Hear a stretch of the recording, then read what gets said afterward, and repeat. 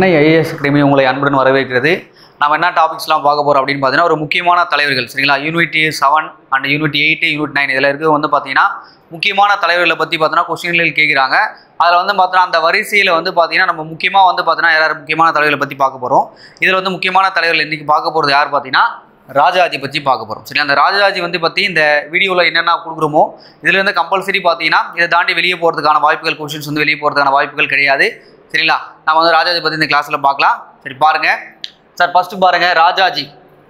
சரிங்களா, அவருடைய இளமை பருவம் என்பது அவர் எங்கெல்லாம் படித்தார், சரிங்களா, அவரோட பெற்றோர்கள் யாருன்றதெல்லாம் அவங்களுக்கு பார்க்கலாம். அதில் சில ராஜாஜின்றது யார் அப்படின்னு பார்க்கலாம். சரிங்களா, பிக்சர்ஸ் பார்க்கும்போது ராஜாஜின்றது இவர் தான். சில காந்தி, சில ரெண்டு பேர் வந்து பார்த்தா ரொம்ப நெருக்கமானவர்கள்.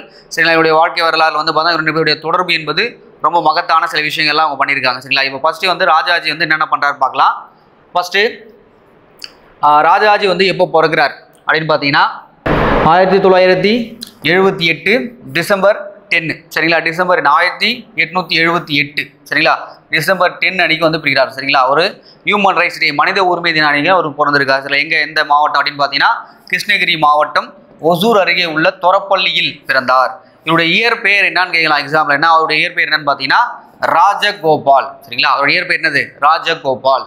சரிங்களா, ஸோ அடுத்து பாருங்க, இவர் பிற்காலத்தில் பிரபலம் ஆனவுடன் ராஜகோபாலாச்சாரி என்றும் சுருக்கமாக ராஜாஜி என்றும் அறியப்பட்டார். அப்போ ராஜகோபாலாச்சாரியார் நோ ராஜாஜினாலும் யாரு இவர் தான். அப்போ ராஜகோபால்னு ஒரு வார்த்தை பேரு, அடுத்து ராஜகோபாலாச்சாரி, ராஜாஜி. சரிங்களா, அந்த விஷயங்கள் எல்லாமே பார்த்தீங்கன்னா அவர் ஒரே பேர் தான் குறிக்குது. அடுத்து இவருடைய பெற்றோர் யார் அப்படின்னு பார்த்தீங்கன்னா வேங்கடராய சக்கரவர்த்தி. வேங்கடராய சக்கரவர்த்தி மற்றும் சிங்காரம்மாள் அவங்களுடைய தாய். சரிங்களா, இவர் யாரை வந்து கல்யாணம் பண்ணுறாரு அப்படின்னு பார்த்தீங்கன்னா அலமேலு மங்கம்மாவை வந்து பார்த்தீங்கன்னா திருமணம் செய்து கொள்கிறார். சரி, இதான் ஒரு இளமை பருவம். சரிங்களா, இவர் இளமை பருவத்தில் வந்து பார்த்தீங்கன்னா ஒரு என்ன படிப்பு படிக்கிறார் அப்படின்னு பார்த்தீங்கன்னா ஒரு லாயர். சரிங்களா, வழக்கறிஞர் படிப்பு வந்து படிக்கிறார். சரிங்களா, அப்போ வந்து பார்த்தீங்கன்னா ஒரு இளமை பருவம். எந்த ஊரில் பிறந்திருக்காருன்னு கேட்கலாம். சில எந்த மாவட்டம், கிருஷ்ணகிரி மாவட்டத்தில் இருக்கக்கூடிய தொரப்பள்ளின்றதை கொஞ்சம் மறக்காம ஞாபகம் வச்சுங்க. சரிங்களா, சரி ஓகே. அது வந்து பார்த்தா சேலத்து மாம்பழம் என்று அறியப்படுகிறார் என்றதை பற்றி நம்ம பார்க்கலாம். சார் ஃபஸ்ட்டு பாருங்கள், இதில் 1900 ஆம் ஆண்டு இவர் சேலத்தில் வழக்கறிஞர் பணியை தொடங்கினார். இப்போ வழக்கறிஞர் பணியை அவர் எங்கே தொடங்குறாரு அப்படின்னு பாருங்கள், லாயர் இன் சேலம். 1900 அன்றைக்கி என்ன பண்ணுறாரு, வழக்கறிஞர் தொழிலை வந்து தொடங்குறார். சரிங்களா, இவர் வந்து 1905 வங்கப் பிரிவினை காரணமாக உருவான சுதேசி இயக்கமானது இவருடைய வாழ்க்கை பாதையை மாற்றியது அப்படின்னு கேட்குறாங்க. அப்போது இவர் இந்திய தேசிய காங்கிரஸில், இந்திய தேசிய இயக்கத்தில் வந்து எப்போ ஈடுபடுறாரு, எந்த நிகழ்வு வந்து ஒரு மனதில் ஒரு பெரிய மாற்றத்தை ஏற்படுத்தி மாறுறாரு அப்படின்னு பார்த்தீங்கன்னா சுதேசி இயக்கம். சரிங்களா, ரொம்ப முக்கியமானது சுதேசி மூமெண்ட். 1905 வங்கப் பிரிவினைக்கு அப்புறமா தான் அந்த இயக்கமானது ரொம்ப வலுப்பெற ஆரம்பிக்கும். என்ன காரணம் அப்படின்னு பார்த்தீங்கன்னா வங்கப் பிரிவினை 1905. சரிங்களா, யார் பண்ணுவார் அப்படின்னு பார்த்தீங்கன்னா லார்ட் கர்சன் பிரபு. கர்சன் பிரபு. சரிங்களா, இது வந்து பார்த்தீங்கன்னா ஜூலை 19. சரிங்களா, 1905 ஜூலை 19 அன்னைக்கு வங்கமானது அதிகாரப்பூர்வமாக பிரிக்கப்படும் என்று அறிவிக்கப்படும். ஆனால் பிரிக்கப்பட்டது 1905 அக்டோபர் 16. இங்கே இந்தியாவில் இருக்கக்கூடிய மக்கள் அனைவரும் வங்கப் பிரிவினை வந்து அந்த அக்டோபர் 16 அன்னைக்கு துக்க தினமாக அனுசரிக்கப்பட்டு கங்கை நதியில் வந்து பார்த்தீங்கன்னா புனித நீராடக்கூடிய வேலைகள் எல்லாம் பார்ப்பாங்க. அது மட்டும் இல்லாமல் அரசாங்க வேலைகளை துறப்பது, ஆங்கிலேயர்கள் உற்பத்தி செய்யக்கூடிய பொருட்களை எல்லாத்தையும் என்ன பண்ணணும், நம்ம வாங்கக்கூடாது, இந்த மாதிரி விஷயங்கள்லாம் பண்ணுவாங்க. சுதேசி இயக்கத்தில் இவர் வந்து ஈடுபடுறார். அப்போது இந்த வங்கப் பிரிவினை என்பது கர்சன பிரபு பண்ணுறாரு. இந்த வங்க பிரிவினை சுதேசி இயக்கம் வந்து ஸ்டார்ட் ஆகுது. அதில் தான் வந்து இவருடைய இந்திய தேசிய இயக்கத்தில் வந்து இவர் வந்து ஈடுபாடு வந்து தொடங்கப்படுகிறது. சரிங்களா, இது கொஞ்சம் ஞாபகம் வச்சுங்க. அடுத்து பாருங்க, 1906 ஆம் ஆண்டு கல்கத்தாவில் தாதாபாய் நவ்ரோஜி தலைமையில் நடைபெற்ற காங்கிரஸ் கூட்டத்தொடரில் வஉசி, நாமக்கல் கவிஞர் ராமலிங்கனார் மற்றும் ஆகியோருடன் ராஜாஜியும் கலந்து கொண்டார். அப்போது இவர் வந்து எந்த ஐஎன்சி மீட்டிங்கில் முதல்ல கலந்துக்கிறான்னு எக்ஸாமில் கேட்கும்போது நீங்கள் சொல்லணும் 1906 ஐஎன்சி மீட்டிங்கில் இவர் வந்து கலந்துக்கிறார். யாரெல்லாம் கலந்துக்கிறாங்க பாருங்கள், வஉசி, கப்பலோட்டிய தமிழனும், சரிங்களா, ராமலிங்கனாரும் கலந்துக்கிறார். சரிங்களா, கத்தியின்றி ரத்தமின்றி யுத்தம் ஒன்று வருது என்ற பாட்டை பாடினது யார், ராமலிங்கனார் தான் பாடினார். அவரும் போய் கலந்துக்கிறாரு. அப்போ ராஜாஜி முதல்ல எங்கே கலந்துக்கிறார் அப்படின்னு பார்த்தீங்கன்னா 1906 கல்கத்தாவில் தான் கலந்துக்கிறார். சரிங்களா, தாதாபாய் நவ்ரோஜி. சரிங்களா, அவருடைய தலைமையில் நடைபெற்ற மீட்டிங்கில் அவர் முதல்ல கலந்துக்கிறாரு. ஸோ அடுத்து வந்து பார்த்தீங்கன்னா 1907 சூரத் காங்கிரஸ் மாநாட்டிலும் கலந்து கொள்கிறார். இவரோட சேர்ந்து வந்து பார்த்தீங்கன்னா பாரதியார் இவரும் வந்து பார்த்தீங்கன்னா கலந்துப்பார். இந்த சூரத் பிளவு அப்படின்னு சொல்லுவாங்க. இது சரி, இந்த மீட்டிங்கை சூரத் பிளவு என்ன காரணம் அப்படின்னு பார்த்தீங்கன்னா இதில் வந்து மிதவாத தேசியவாதிகளும் தீவிரவாத தேசியவாதிகளும் பிரிஞ்சு போயிடுவாங்க சரிங்களா. அதனால என்ன சொல்லுவாங்க, சூரத் பிளவு என்று அழைக்கப்படுகிறது. என்ன காரணம் அப்படின்னு பார்த்தீங்கன்னா, அவங்களுக்கு சில மிதவாத கொள்கையினுடைய கோட்பாடுகள் பிடிக்காம போகுது. என்ன எப்போ பார்த்தாலும் மக்களுடைய குறைகளை வந்து ஆங்கிலேயர்களுக்கு மனு செய்வது மூலமாக தான் இருந்தாங்களே தவிர்த்து அவங்க வந்து ஒரு போராட்டத்தில் ஈடுபடுறதோ இல்லை ஆங்கிலேயர்கள் வந்து அழுத்தம் கொடுக்குறது மாதிரி வேலைகள் இல்லாதனால தான் தீவிரவாதிகள் என்ன பண்ணாங்க, மிதவாதிகளிலிருந்து பிரிஞ்சு போயிட்டாங்க. அதான் சூரத் பிளவு அப்படின்னு சொல்லுவாங்க. இந்த 1907 அன்னைக்கு சரிங்களா, அந்த 7 வருஷத்தில் வந்து பார்த்தோன்னா மீட்டிங் நடக்குது. இந்த சூரத்தில் யார் தலைவராக இருந்தான்னு எக்ஸாம்பிள் உங்களுக்கு கேட்கலாம். ராஷ் பிகாரி கோஷ் இருந்தார். ராஷ் பிகாரி கோஷ் இருக்காரு சரிங்களா. இவர் வந்து ஒரு மிதவாத தேசியவாதி. அப்போ தீவிரவாத தேசியவாதி வந்து ஒரு ஆப்பனண்ட்டாக ஒரு கேண்டிடேட் போகிறாங்க. அது யார் அப்படின்னு பார்த்தீங்கன்னா லாலா லஜபதி ராய். இருந்தாலும் லாலா லஜபதி ராய் என்ன பண்ணுறாருன்னா, நம்ம ஒன்றா இருக்கலாம்னு சொல்லிட்டு இந்த பதவிக்கு வந்து போட்டி போடாமல் மறுத்து விடுகிறார் சரிங்களா. அப்போ வந்து பார்த்தா சூரத் பிளவு ஏற்படுகிறது. அதோட தலைவராக யார் தேர்ந்தெடுக்கப்படுறார், ராஷ் பிகாரி கோஷ். இந்த பிளவின் போது பாரதியார் அங்கே இருக்கார் சரிங்களா. பாரதியார் என்ன பண்ணுறாருன்னா தீவிர தேசியவாதிகளை ஆதரிக்கிறார். இவர் வந்து பார்த்தீங்கன்னா திலகருடைய கோட்பாடின் மீது ஈடுபாடு கொண்டு சரிங்களா அவருடைய புக்ஸ் சில இதில் எல்லாத்தையும் என்ன பண்ணார், தமிழில் டிரான்ஸ்லேட் பண்ணியிருப்பார் சரிங்களா. அது கொஞ்சம் ஞாபகம் வச்சுங்க. இருந்தாலும் கேட்கலாம் எக்ஸாம்பிள். 1906 மீட்டிங்கில் வந்து ராஜாஜி கலந்துக்கிறாரு. 1907 மீட்டிங்கில் வந்து ராஜாஜி கலந்துக்கிறாரு. 1907 பாரதியாரும் கலந்துக்கிறார் சரிங்களா. இது கொஞ்சம் ஞாபகம் வச்சுங்க. அடுத்து பாருங்க, இவர் வந்து எலெக்ஷனில் வந்து போட்டி போட ஆரம்பிக்கிறார். அதுக்கு மேலே பார்க்கலாம் அதை பற்றி. சார் இது பாருங்க, 1911ஆம் ஆண்டு சேலம் நகராட்சி மன்ற உறுப்பினராக இவர் தேர்ந்தெடுக்கப்பட்டார். மெம்பர் இன் சேலம் முனிசிபல் கவுன்சில் இன் 1911 முனிசிபல் உறுப்பினராக தேர்ந்தெடுக்கப்படுகிறார். அப்போது மெம்பர் தான் தேர்ந்தெடுக்கப்படுறார். இது வந்து அரசியல் ஈடுபாட்டில் 1911 எங்க நகராட்சி மன்ற உறுப்பினராக தேர்ந்தெடுக்கப்படுறார். எங்க சேலத்தில். அதுக்கடுத்து இவர் 1914 திருச்சியில் நடைபெற்ற சமூக சீர்திருத்த மாநாட்டிற்கு தலைமை வகித்தார். சோசியல் ரீஃபார்ம் கான்ஃபரன்ஸ் இல்லை வந்து திருச்சிராப்பள்ளியில் நடக்குது சரிங்களா. அதில் வந்து 1917 தலைமை தாங்கிறார். அந்த சமூக சீர்திருத்த இயக்கத்தில் என்னென்ன விஷயங்கள் பேசுகிறாங்க அப்படின்னு பார்த்தீங்கன்னா, inter caste marriage supported to the inter caste marriage, ஜாதி மறுப்பு திருமணங்களை ஆதரிக்கிறார். யார் ஆதரிக்கிறது, ராஜாஜி ஆதரிக்கிறார். இது மாதிரி ஒரு ஸ்டேட்மெண்ட் மாதிரி கொடுக்கும்போது உங்களுக்கு கேட்கலாம், கூற்று மாதிரி கொடுக்குறாங்கன்னா கேட்கலாம் அதை கண்டிப்பாக. அப்போ பெரியார் தான் ஜாதி மறுப்பு திருமணத்தை ஆதரித்தாரா அப்படின்னு பார்த்தோன்னா அவரும் ஆதரித்திருக்காரு, ராஜாஜி ஆதரிக்கிறார். ஜாதி மறுப்பு திருமணத்தை ஆதரித்தவர் சரிங்களா ராஜாஜி. அடுத்து பாருங்க, 1916 தமிழ் அறிவியல் சொற்கள் மன்றத்தை உருவாக்குறார்.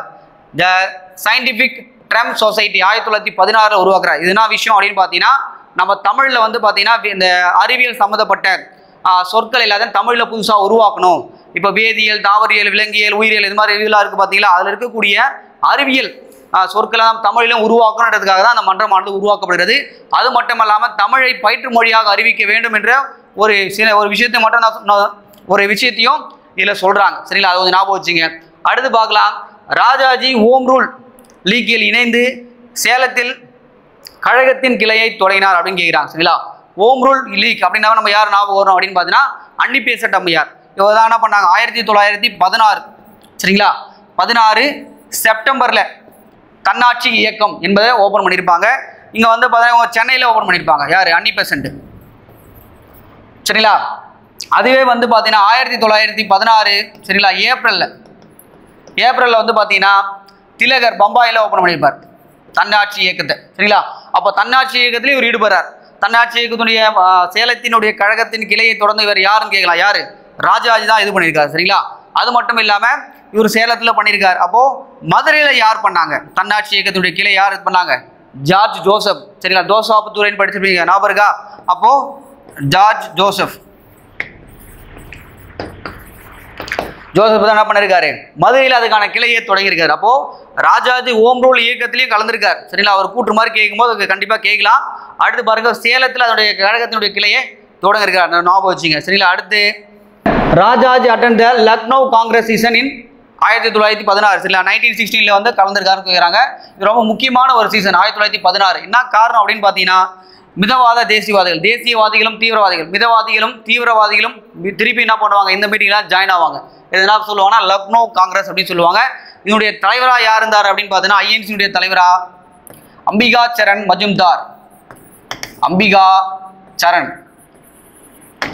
மஜும்தார் அவர் தான் வந்து பார்த்தீங்கன்னா அப்போ ஐஎன்சியுடைய தலைவராக இருக்காரு. அந்த மீட்டிங் ராஜாஜி கலந்துறாரு. அப்போ தீவிரவாதிகளும் மிதவாதிகளும் ஒன்றா சேர்ந்துறாங்க. அது மட்டும் இல்லாமல் இந்துக்களும் முஸ்லீம் லீக்கும் வந்து பார்த்தீங்கன்னா ஒன்றா சேர்றாங்க. இந்த மீட்டிங் ரொம்ப முக்கியமான ஒரு மீட்டிங். இதில் என்ன பண்ணுறாரு, நம்மளுடைய ராஜாஜி என்பவர் கலந்து கொள்கிறார். அடுத்து பாருங்க, 1917-19 ஆண்டுகளில் சேலம் நகராட்சி மன்ற தலைவராக பணியாற்றினார். அப்போ ஃபர்ஸ்ட் மெம்பராக தான் ஆனார் 1911.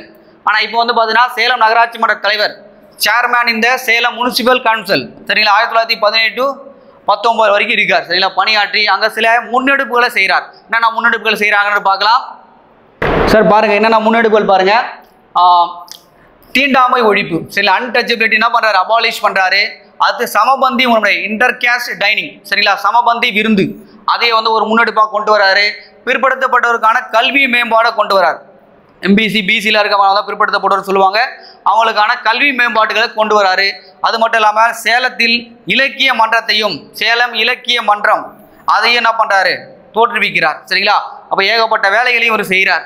அடுத்து இது மாதிரி ஏகப்பட்ட வேலைகளை இவர் செஞ்சால் அதாவது என்ன சொல்கிறாங்க, சேலத்து மாம்பழம், மேங்கோ ஆஃப் சேலம் என்று அழைக்கப்படுகிறார். சில எக்ஸாம்பிள் கேட்கலாம், சேலத்து மாம்பழம் என்று அழைக்கப்படுறதுக்கான காரணங்கள் பாருங்க. ஏகப்பட்ட விஷயங்கள் ஒரு சேலத்தில் செஞ்சிருக்கார்.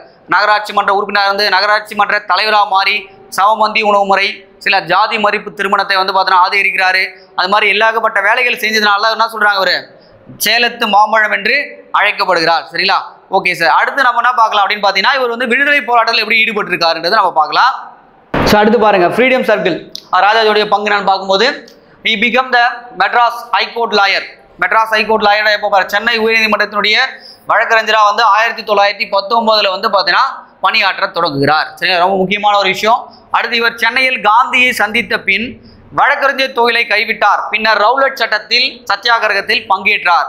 அப்போ ரவுலட் சத்தியாகிரகம் என்பது 1919 நடக்கும். சரிங்களா, என்ன விஷயம்னா, யாரையுமே வந்து பார்த்தீங்கன்னா ஒரு முன் அனுமதி இன்றி அவர்களை கைது செய்யலான்றதான் ரவுலட் சட்டம் அப்படின்னு சொல்லுவாங்க. இந்த ரவுலட் சட்டம் சத்தியாகிரகத்தினால இவர் என்ன பண்ண, வழக்கறிஞர் தொழிலையே விட்டுருப்பார். சரிங்களா, காந்தியோட சேர்ந்து.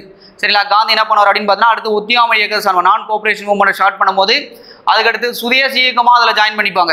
அதனால வந்து எல்லாருமே என்ன பண்ணணும், அரசாங்க பணிகளை விட்டுணும். சரிங்களா, அடுத்து பள்ளிக்கூடம், இது மாதிரி எல்லா காலேஜஸ் எல்லாத்தையுமே நீங்கள் போகக்கூடாது.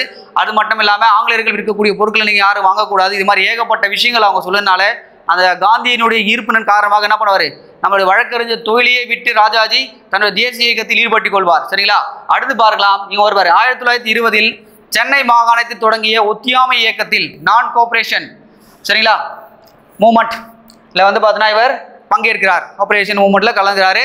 என்ன விஷயம் அப்படின்னு பார்த்தா, எக்ஸாம் பாயிண்டர் எப்படி கேட்கலாம்ல, ஒத்தியாமை இயக்கம் தமிழ்நாட்டில் நடக்கும்போது யார் கையன்சினுடைய தலைவராக இருந்தாங்க, தமிழ்நாட்டுக்கு. சரிங்களா, தமிழ்நாட்டுக்கு ஐஎன்சியுடைய தலைவராக யார் இருந்தாங்களோட கேட்கலாம் எக்ஸாம் பாயிண்ட். அது மட்டும் இல்லாமல் தமிழ்நாட்டில் ஒத்தியாமை இயக்கத்தை தலைமையேற்று நடத்தியவர் யாரோட உங்களுக்கு கேட்கலாம். அப்போ யார் நடத்துனது, ராஜாஜி தான் நடத்தினார். சரி, அது ஞாபகம் வச்சுங்க. இப்போ இங்கே நம்ம பார்க்கும்போது காந்தியினால் என்ன பண்ணார், வழக்கறிஞர் தொழிலையே விட்டு வெளியே வந்திருக்கார். அப்போ இது கொஞ்சம் ஞாபகம் வச்சுங்க. ஸோ அடுத்து பாருங்க, 1920 ஒத்தியாமை இயக்கம் நடந்தது. அதுக்கு அடுத்த வருஷம் பார்த்தீங்கன்னா 1921 பிரின்ஸ் ஆஃப் வேல்ஸ் வந்து இந்தியாவுக்கு வருகிறார். அதனுடைய வருகையும் எதிர்த்து ஏகப்பட்ட பொதுக்கூட்டங்கள் நடத்தப்படுகிறது. அது என்ன பண்றாரு, ராஜாஜி கலந்து கொள்கிறார். கலந்து கொண்டு 3 மாத சிறை தண்டனையும் அனுபவிக்கிறார். 3 months, சரிங்களா, 3 மாச சிறை தண்டனையும் அவர் அனுப்புகிறார். சரிங்களா, சிறைக்கு போயிட்டாரு. சரிங்களா, சிறையில் இருந்து வெளியே வந்த பிறகு 1922 இவர் சிறையில் அனுபவித்த சில விஷயங்களை வச்சு சிறையில் தவம் என்ற ஒரு நூலையும் இவர் எழுதுறார். இந்த வருஷம் எழுத பாருங்க, 1922. சில எக்ஸாம் பாயிண்ட் இதுவும் கேட்கலாம் உங்களுக்கு. அடுத்து பாருங்க, இவர் காங்கிரசினுடைய செயற்குழு உறுப்பினராக தேர்வு செய்யப்பட்டார். சரிங்களா, elected the member of the Congress working committee. சரிங்களா, அதிலும் தேர்வு செய்யப்படுகிறார். அடுத்து 1922 காந்தியடிகள் கைது செய்யப்பட்ட பின்னர் அவருடைய இதழான யங் இந்தியாவை நடத்தும் பொறுப்பு யாருக்கு வழங்கப்பட்டது, ராஜாஜிக்கு. அப்போ காந்திக்கும் ராஜாஜிக்கும் என்னென்ன ஒரு சில ஒத்துமைகள் உடன்பாடுகள்லாம் இருந்திருக்கும் பாருங்க. அப்போ வந்து யங் இந்தியாவை வழிநடத்தியவர் யார் அப்படின்னு பார்த்தீங்கன்னா ராஜாஜி. எதுக்காக கைது செய்யப்படுகிறார் என்று கொஞ்சம் தெரிஞ்சு வச்சுங்க. ரவுலட் சத்தியாகிரகம் நடந்தது 1919. அது மட்டும் இல்லாமல் அதனுடைய தொடர்ச்சியாக வரிகொடா இயக்கம் வந்து ஆரம்பிக்கப்பட்டது. அதில் வந்து பார்த்தீங்கன்னா உத்தரப்பிரதேசில் வந்து பார்த்தீங்கன்னா கோரக்பூரில் சௌரி சௌரா சம்பவம் அப்படின்னு சொல்லுவாங்க. சரிங்களா, அதில் வந்து பார்த்தீங்கன்னா ஒரு 300, சரிங்களா, 3000 மக்கள் வந்து போராட்ட காலத்தில் ஈடுபட்டிருப்பாங்க. அதில் போலீஸார் நடத்த அடிதடியை வந்து தாங்க முடியாமல் என்ன பண்ணுவாங்கன்னா அங்கே போலீஸ் ஸ்டேஷனை கொளுத்திடுவாங்க. அதில் 22 போலீஸார்கள் என்ன பண்ணுவாங்கன்னா செத்து போயிடுவாங்க. அப்போ இதான் என்ன சொல்லுவாங்க, சௌரி சௌரா சம்பவம் சொல்லுவாங்க. அப்போது காந்தியடியுடைய கொள்கை என்பது அகிம்சை முறையில் போராடுவது தான். ஆனால் மக்கள் வந்து பாருங்கள் போலீஸ்காரர்களே கொள்ளதுனால இவர் ஒத்தியாமை இயக்கத்தை வந்து வாபஸ் வாங்கிட்டு சரிங்களா. அது மட்டும் இது மாதிரி கலவரம் நடந்தால்தான் என்ன பண்ணுவாங்க, காந்தியடிகளை பிடிச்சி என்ன பண்ணுவாங்க, ஜெயிலி உள்ள போட்டுருவாங்க. அப்போ ஒத்தியாமை இயக்கமானது எதுக்காக வந்து விலக்கி கொள்ளப்பட்டது அப்படின்னா, இந்த சௌரி சௌரா சம்பவம் 22 காவலர்கள் வந்து போலீஸ் ஸ்டேஷன்லேயே வந்து வச்சு கொளுத்திட்டாங்க. இதான் ரொம்ப முக்கியமான விஷயம், இது கொஞ்சம் ஞாபகம் வச்சுங்க. அதனால என்ன பண்றாங்க அப்படின்னு பார்த்தீங்கன்னா, காந்தி பிடிச்சி உள்ள போடுறாங்க. அப்போ காந்தி உள்ள போடுறேன்னா அவருடைய இதை யார் நடத்துறாரு, ராஜாஜி தான் நடத்துறாரு. சரிங்களா, அது கொஞ்சம் ஞாபகம் வச்சுங்க. சரிங்களா, அதுக்கடுத்து காந்தி உள்ள போயிட்டாரு. காந்தி உள்ள போனதுக்கு அப்புறம் பெரிய பெரிய லீடர்ஸ்லாம் யாரும் அங்கே இல்லை. இப்போ காந்திக்கு சப்போர்ட் பண்றவங்க ஒருத்தர் இருக்காங்க, காந்தியினுடைய விஷயங்களை வந்து சில விஷயங்களை வந்து மாற்றி கொள்றவங்க சில பேர் இருக்காங்க. அப்படிதான் பார்த்தோன்னா காங்கிரஸினுடைய மீட்டிங் 1922 காங்கிரஸ் பிளவுபட்டு கயா கூட்டத்தொடரில் நடக்குது. சரிங்களா, இதில் வந்து பார்த்தோன்னா ப்ரோ சேஞ்சஸ்னு ஒருத்தவங்க வராங்க, நான் சேஞ்சஸ்னா யார் அப்படின்னு பார்த்தோன்னா காந்தியுடைய கொள்கையை ஃபாலோ பண்ணுறவங்க. காந்தி என்ன கொள்கையை சொல்லியிருக்காரு, அரசாங்க பணிகளை துறக்கணும், சட்டமன்றத்தை புறக்கணிக்கணும்னு சொன்னார். ஆனால் ப்ரோ சேஞ்சஸ் சொல்லக்கூடிய ப்ரோ சேஞ்சஸ் என்று சொல்லக்கூடிய மாற்றத்தை விரும்பக்கூடியவர்கள் அவங்க யார் அப்படின்னு பார்த்தீங்கன்னா, சிஆர் தாஸ், சித்ரஞ்சன் தாஸ் அண்டு மோதிலால் நேரு. தமிழ்நாட்டில் வந்து சொல்ல முடியும் பார்த்தீங்கன்னா சத்தியமூர்த்தி. இவங்களாம் என்ன பண்ணாங்கன்னா, நம்ம எலெக்ஷனில் போட்டு சட்டமன்றத்தில் போய் ஆங்கில அரசாங்கத்தை கேள்வி கேட்கலான்ற ஒரு முடிவு வராங்க. ஆனால் மாற்றத்தை விரும்பாதவர்கள் யாருன்னா நோ சேஞ்சஸ். இவங்க தான் வந்து யார், ராஜாஜி, சர்தார் வல்லபாய் பட்டேல், சில ராஜேந்திர பிரசாத், மதன் மோகன் மாளவியா. இவங்க எல்லாமே என்ன பண்ணுறாங்கன்னா, காந்தியுடைய கொள்கையை ஃபாலோ பண்ணிட்டு என்ன பண்ணுறாங்க, அவங்க பொதுக்கூட்டங்கள் நடத்துறது, மக்கள் கிடத்தோடைய என்னென்ன விஷயங்கள் நடக்குது, குறைகள் என்ன கேட்கலாம், அந்த மாதிரி விஷயங்கள்லாம் பண்ணிட்டு இருக்காங்க. இதனால சட்டமன்றத்துக்குள்ளே போகிறவங்க யாருன்னா ப்ரோ சேஞ்சஸ் தான் போகிறாங்க. சரிங்களா, மோதிலால் நேரு, சிஆர் தாஸ், இங்கே வந்து பார்த்தீங்கன்னா சத்தியமூர்த்தி. அங்கே வந்து பார்த்தீங்கன்னா இப்போ இங்கே ராஜாஜி வந்து எந்த பக்கம் நிற்கிறாரு அப்படின்னு பார்த்தீங்கன்னா, ராஜாஜி வந்து நோ சேஞ்சஸ். சரிங்களா, காந்தி பக்கம் தான் நிற்கிறார், காந்தியுடைய கொள்கைகளை தூக்கி பிடிச்சிட்டு நிற்கிறார். சரிங்களா, அது கொஞ்சம் ஞாபகம் வச்சுங்க. சரிங்களா, ஸோ அடுத்து பாருங்க, ரொம்ப முக்கியமான விஷயம், வைக்கம் சத்தியாகிரகத்தில் இவர் கலந்து கொண்டார். வைக்கம் சத்தியாகிரகம் இன் 1924. உங்களுக்கு வைக்கம் சத்தியாகிரகம் முதல்ல என்ன ஞாபகம் வரும் அப்படின்னு பார்த்தீங்கன்னா, பெரியார் தான் ஞாபகம் வரும். சரிங்களா, ஏன்னா பெரியார் தான் அதில் முன்னே நடத்தான்ற ஒரு விஷயம் உங்களுக்கு படிச்சிருப்பீங்க. சரிங்களா, பெரியார். சரி, அது வைக்கம் என்பது எங்கே இருக்குன்னா, கேரளாவில் திருவிதாங்கூர் சமஸ்தானத்தில் இருக்குது. அங்கே இருக்கக்கூடிய கோயிலுடைய சுற்றுப்பாதையில் வந்து மக்கள் வந்து செல்லக்கூடிய, தாழ்த்தப்பட்ட மக்கள் செல்லத்துக்கு வந்து பார்த்தா ஏகப்பட்ட தடைகள் இருந்தது. சரி, அதனால் என்ன பண்ணான்னா, அதுக்கு விளக்குறதுக்காக போனது யார், பெரியாரும் போன இருக்காரு, ராஜாஜி அதில் கலந்துட்டு இருக்காரு. அது கொஞ்சம் ஞாபகம் வச்சுங்க. சரிங்களா, மேக்ஸிமம் வந்து நம்ம பெரியார் கலந்தாலும் நீங்கள் படிச்சிருப்பீங்க. இதனால் ராஜாஜி வந்து வைக்கம் சத்தியாகிரகத்தில் கலந்து கொண்டார். அது மட்டும் இல்லாமல் இன்னொருத்தரும் கலந்துருப்பார், ஜார்ஜ் ஜோசப். ரோசாப்பு துரை என்று அழைக்கப்படுகிற ஜார்ஜ் ஜோசப் என்ன பண்ணார், வைக்கம் சத்தியாகிரகத்தில் கலந்து கொண்டிருப்பார். அப்போ ராஜாஜி வைக்கம் சத்தியாகிரகத்தில் கலந்து கொண்டாருன்னா கலந்து கொண்டார் 1924 கேரளா. சரிங்களா, அங்கே வந்து பார்த்தீங்கன்னா ராஜாஜி அந்த மீட்டிங்கில் கலந்துக்கிறார். ஸோ அடுத்து பாருங்க, இவர் 1924 திருச்செங்கோடு அருகே உள்ள புதுப்பாளையத்தில் காந்தியினுடைய சபர்மதி ஆசிரமத்தை மாதிரியாக கொண்டு ஒரு ஆசிரமத்தை தொடங்கி அதற்கு காந்தி ஆசிரமம் என்று பெயர் வைக்கிறார். காந்தி ஆசிரமம். சரிங்களா, இந்த ஆசிரமத்திற்கு தேவையான நிலத்தை வழங்கியவர் யார் அப்படின்னு பார்த்தீங்கன்னா ரத்தின சபாபதி. சரிங்களா, ரொம்ப முக்கியமான ஒரு விஷயம். சரிங்களா, யார் அதுக்கான இது எல்லாமே கொடுத்தது, கொடைகள் கொடுத்தது, நிலத்தை கொடுத்தது அப்படின்னு பார்த்தீங்கன்னா ரத்தின சபாபதி தான் கொடுத்தார். அதுக்கடுத்து வந்து பாருங்க, இப்போ காந்தி ஆசிரமம் சபர்மதி ஆசிரமத்தை வச்சு இது ஸ்டார்ட் பண்ணிருக்காரு. இது எக்ஸாம்பிளும் கேட்டிருக்காங்க, திருச்செங்கோடு, மறக்கவே கூடாது. சரிங்களா, காந்தியுடைய சபர்மதி ஆசிரமத்தை வந்து ஒரு இதுவாக வச்சு ஸ்டார்ட் பண்ணதான் இது திருச்செங்கோடு என்ற இடத்துல காந்தி ஆசிரமம் என்ற பேர் ஆரம்பிச்சிருக்காங்க. சரிங்களா, அது ஞாபகம் வச்சுங்க. அடுத்து மது விலக்கினை குறிக்கோளாக கொண்டு, சரிங்களா, விமோசனம் எனும் தமிழ் இதையை இவர் இந்த ஆசிரமத்தில் இருந்து 1929 வெளியிட்டார். அப்போ இவர் ஆட்சிக்கு வந்தவன என்ன பண்ணாரோ மது விலக்கு பண்ணுவார். பட் இருந்தாலும் ஆட்சிக்கு வர்றதுக்கு முன்னாடியே பாருங்க இந்த இது வச்சு சொல்லியிருக்காரு. சரிங்களா, ப்ரொபோகிஷன் ஆஃப் லிக்கர், மது விலக்கு. சரிங்களா, அதை பற்றி எந்த இதில் எழுதியிருக்காரு, விமோசனம்ன்றதுல எழுதியிருக்காரு. சரிங்களா, கொஞ்சம் ஞாபகம் வச்சுங்க. இதனுடைய ஆசிரியர் யாருன்னா கல்கி கிருஷ்ணமூர்த்தி. சரிங்களா, கல்கி கிருஷ்ணமூர்த்தி. அடுத்து அதே போல் மதுவிலக்கை வலியுறுத்தி இவர் வெளியிட்ட இதழ் ஆங்கில இதழ் ப்ரோவிஷன். சரிங்களா, ப்ரோவிஷன். அப்போ மதுவிலக்கு ரொம்ப முக்கியமான விஷயம். சரிங்களா, விமோசனம் என்றது மறக்கக்கூடாது, ப்ரோவிஷன் என்பது ஆங்கில இதழில் வரக்கூடிய. சரிங்களா, ரெண்டுமே ஞாபகம் வச்சுங்க. அடுத்து 1930 காங்கிரஸ் கமிட்டியினுடைய தலைவராக ராஜாஜி தேர்வு செய்யப்படுகிறார். அப்போ 1930 தமிழ்நாட்டினுடைய ஐஎன்சியினுடைய தலைவராக யார் தேர்வு செய்யப்படுகிறார் என்று கேட்கலாம் உங்களுக்கு எக்ஸாம்ல. யாரு, ராஜாஜி தான் தேர்வு செய்யப்படுகிறார். அது ரொம்ப முக்கியமான விஷயம். சரி, ஓகே, இதை நம்ம முதலே பார்த்ததுல காந்தியடிகளுக்கும் ராஜாஜிக்கும் எவ்வளோக்கப்பட்ட அந்த ஒத்துழைப்பு என்பது இருந்துக்கு நம்ம பார்த்தோம். சரிங்களா, அதனால வழக்கறிஞர் தொழிலை விட்டு தேசிய இயக்கத்தில் ரொம்ப ஈடுபாடாக கொண்டிருக்கார். அப்போ இதனால இவர் என்ன சொல்றாங்க பாரு, காந்தியடிகளால் எனது மனசாட்சியினுடைய காவலன், மை கான்சன்ஸ் கீப்பர் என்று அழைக்கப்படுகிறார். யாரு, ராஜாஜி அழைக்கப்படுகிறார். அப்போ கேட்கலாம் எக்ஸாம்ல. அப்போ காந்தியினுடைய மனசாட்சியினுடைய காவலன் யார் அப்படின்னு கேட்டா யாரை சொல்லுவீங்க? ராஜாஜி நீங்க சொல்லணும், கொஞ்சம் மறக்கவே கூடாது. அது மட்டும் இல்லாம இவர் 1930 ஐஎன்சி தமிழ்நாடு ஐஎன்சியினுடைய தலைவராக தேர்வு செய்யப்படுகிறார். ஞாபகம் வச்சுங்க, சரிங்களா? சரி, ஓகே. இது மாதிரி பார்த்தீங்கன்னா அவர் வந்து ஃப்ரீடம் ஆஃப் சர்க்கிள் இந்தியாவுக்குள்ள ஈடுபட்டிருக்காரு, சுதந்திர போராட்டம் ஈடுபட்டிருக்காரு. அதுக்கடுத்து வந்து பார்த்தீங்கன்னா ரொம்ப முக்கியமான ஒரு ஈவெண்ட் அப்படின்னு பார்த்தீங்கன்னா வேதாரண்ய உப்பு சத்தியாகிரகம், அதாவது வேதாரண்யம் சால் சத்தியாகிரகா, இதில் வந்து அவர் ஈடுபட்டிருக்காரு. அதில் என்ன விஷயங்கள் பண்ணியிருக்காரு நம்ம பார்க்கலாம். சார் இதில் பாருங்க, 1930 மார்ச் 12 காந்தியடிகள் புகழ்பெற்ற தண்டி யாத்திரை தொடங்கி ஏப்ரல் 6 உப்பு சத்தியாகிரகத்தை மீறினார். இது உப்பு சத்தியாகிரகம் என்று அழைக்கப்படுகிறது. சரிங்களா? இது நம்மளுக்கு தெரிஞ்சு போன ஒரு முக்கியமான ஒரு விஷயம் தான் சார். 1930 மார்ச் 12 சரி, அதை தொடங்கி ஏப்ரல் 6 வரைக்கும் தொடங்கியிருக்கோம். எங்க இருந்து எங்க போயிருப்பாங்க அப்படின்னு பார்த்தீங்கன்னா சபர்மதி ஆசிரமத்திலிருந்து தண்டி என்ற இடத்துல தான் போய் என்ன பண்ண உப்பு அள்ளி இருப்பாங்க. சரிங்களா? இது வந்து பார்த்தீங்கன்னா மொத்தம் எவ்வளோ டிஸ்டன்ஸ் அப்படின்னு கேட்கலாம் எக்ஸாம்ல. 375 கிலோமீட்டர். சரிங்களா? சபர்மதி ஆசிரமத்திலிருந்து எங்க தண்டி வரைக்கும் மொத்தம் எத்தனை பேர் இருப்பாங்க அப்படின்னு பார்த்தீங்கன்னா ஒரு 78 பேர் வந்து பார்த்தீங்கன்னா இந்த போராட்ட காலத்தில் கலந்து கொள்வார்கள். சரிங்களா? ரொம்ப முக்கியமான ஒரு விஷயம், இது ஞாபகம் வச்சுங்க. சரிங்களா? 375 கிலோமீட்டர். சரிங்களா? இல்லை மைல்ல கொடுக்கும்போது 241 மைல். சரிங்களா? கிலோமீட்டர் மைல கொஞ்சம் நல்லா ஞாபகம் வச்சுங்க. சரிங்களா? 78 ஆதரவுடன் சபர்மதியிலிருந்து தண்டி யாத்திரைக்கு வந்து பார்த்தீங்கன்னா போறார் காந்தியடிகள். அதே மாதிரி ஒரு முன்னாதாரத்தை நம்ம தமிழ்நாட்டில் பண்ணணும்னு சொல்லிட்டு எங்க யார் பண்றாரு அப்படின்னு பார்த்தீங்கன்னா வேதாரண்ய உப்பு சத்தியாகிரகம் யார் பண்றது? ராஜாஜி பண்றாரு. சரிங்களா? இதை பார்க்கலாம். இதன்படி அடுத்து பாருங்க, தமிழ்நாட்டில் உப்பு சத்தியாகிரகத்தை நடத்துவதற்காக ராஜாஜி அவர்கள் மதுரைக்கு சென்று வைத்தியநாதர் மற்றும் மதுரை காந்தி என்று அழைக்கப்படக்கூடிய என்எம்ஆர் சுப்பாராமன் அவருடன் ஆலோசனை நடத்தி அதற்கு களமாக வேதாரண்யத்தை தேர்வு செய்கிறார்கள். யார் 2 பேர் கூட போய் ஆலோசனை இவர் வந்து பண்றாரு பாருங்க. யார் 2 பேர் கூட? வைத்தியநாதர், மதுரையில் இருக்கக்கூடிய வைத்தியநாதரும் மதுரை காந்தி என்று அழைக்கப்படக்கூடிய சுப்பாராமனோட ஆலோசனை நடத்துறார். சரி, அது பண்ணிட்டு இதன்படி ராஜாஜி அவர்கள் தேர்ந்தெடுக்கப்பட்ட 100 காங்கிரஸ் தொண்டருடன் திருச்சிராப்பள்ளியிலிருந்து வேதாரண்யத்திற்கு 1930 ஏப்ரல் 13 உப்பு சத்தியாகிரகத்தை தொடங்குகிறார். ரொம்ப முக்கியமான ஒரு விஷயம். சரிங்களா? உப்பு சத்தியாகிரகத்தை இவர் எப்போ தொடங்குறாரு? 1930 ஏப்ரல் 13 எக்ஸாம்ல திருப்பி கேட்கிற விஷயம். சரிங்களா? வேதாரண்ய உப்பு சத்தியாகிரகத்தை தொடங்குறாரு. இதில் வந்து போகிற வழியில் வந்து பார்த்தீங்கன்னா எவ்வளோ டிஸ்டன்ஸ் கூட எக்ஸாமில் உங்களுக்கு கேட்கலாம். சுமார் ஒரு 150 மைல் இருக்கும்.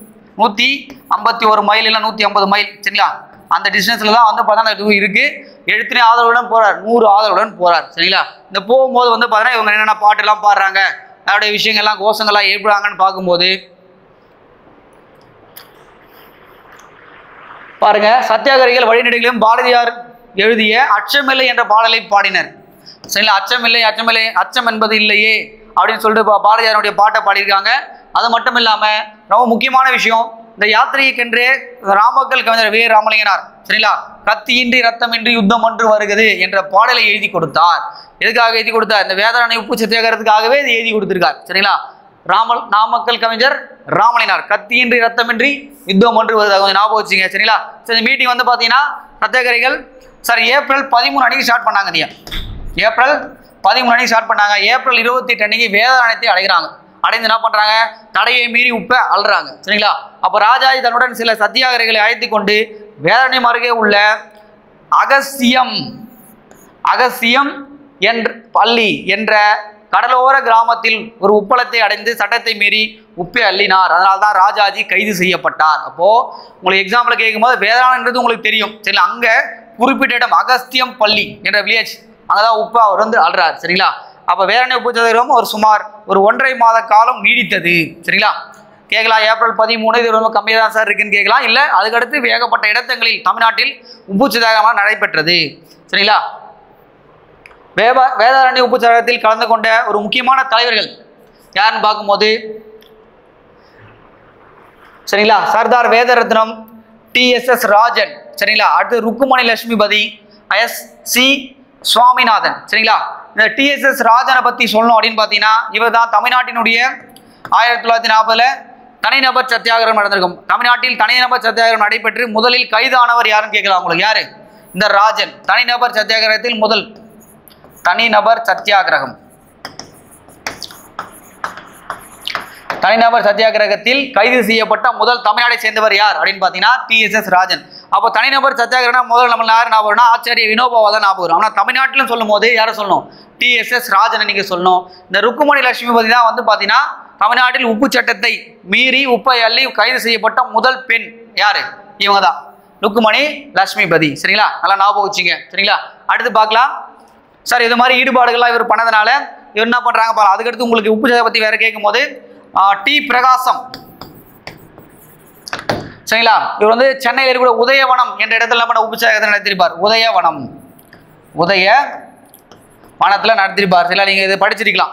அடுத்து பாருங்க, 1932 அகில இந்திய காங்கிரஸ் கட்சியினுடைய பொறுப்பு தலைவராக பதவி வகித்த பொறுப்பு தலைவர். சரிங்களா, ஆக்டிங் பிரசிடென்டா இவர் வந்து பதவி வகித்த எப்போ? 1932.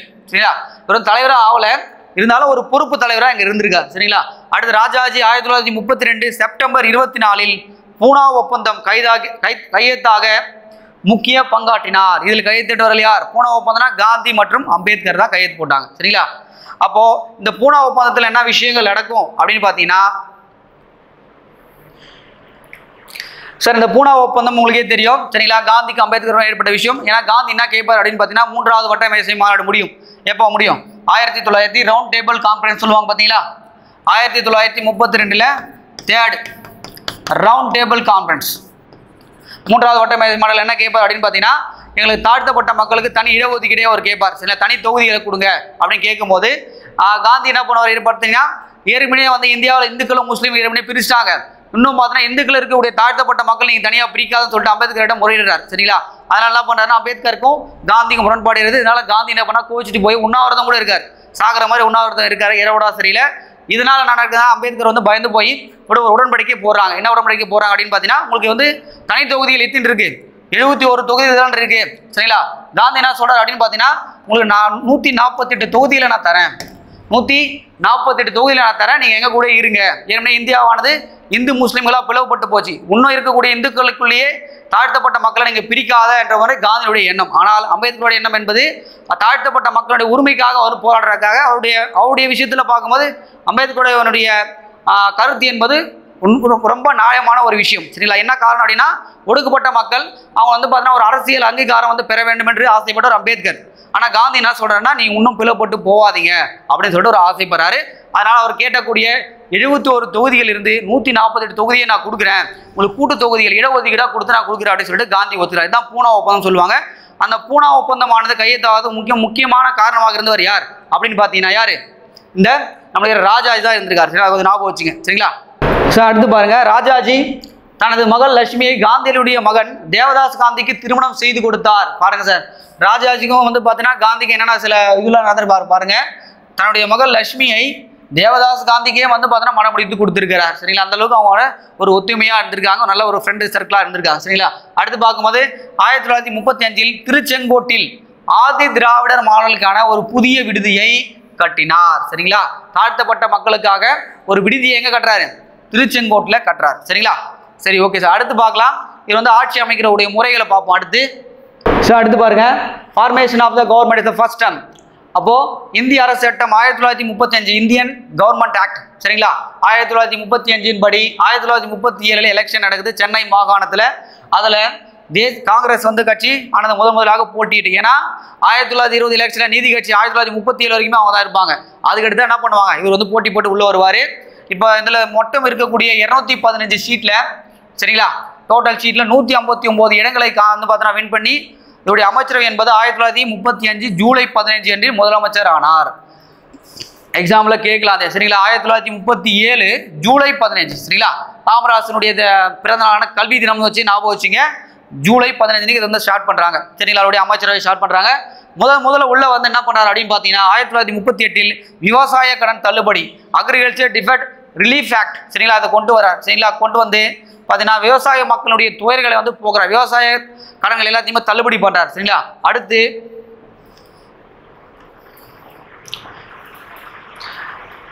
விவசாய கடன் மட்டும் தள்ளுபடி பண்ணிட்டு அதுக்கடுத்து என்ன பண்ணுறாரு பாருங்க, ஜமீன்தார் முறையை ஒழிப்பதற்கு வருவாய்த்துறை அமைச்சராக இருக்கக்கூடிய டி பிரகாசம் சரிங்களா, டி பிரகாசம் ரெவன்யூ மினிஸ்டராக இருக்கிற வந்து ஆலோசனை கொடுக்குறார். அதனால அவருடைய தலைமையில் என்ன பண்ண ஒரு குழு வந்து அமைச்சு ஜமீன்தார் முறையை நம்ம ஒழிக்கணும் அப்படின்னு சொல்லிட்டு பண்றாங்க. டி பிரகாசமானவர் யார் அப்படின்னு பார்த்தீங்கன்னா ஆந்திர மாநிலம் பிரிக்கப்பட்டு ஆந்திர மாநிலத்தின் முதல் சரிங்களா முதலமைச்சர் யார் அப்படின்னு பார்த்தீங்கன்னா இவர் தான். ஆந்திர மாநிலத்தினுடைய முதல் முதல் அமைச்சர் யாரு? இந்த டி பிரகாசம் தான். சரி, 1939 இவர் இயற்றிய ஆழ நுழைவு மற்றும் இழப்பீட்டு சட்டம் ஆனது ஒடுக்கப்பட்ட சமூகத்தினர் கோயிலுக்கு செல்வதற்கான ஒரு சட்ட உரிமையை வழங்கியது. சரிங்களா, ரொம்ப முக்கியமான ஒரு விஷயம் இது பாருங்க.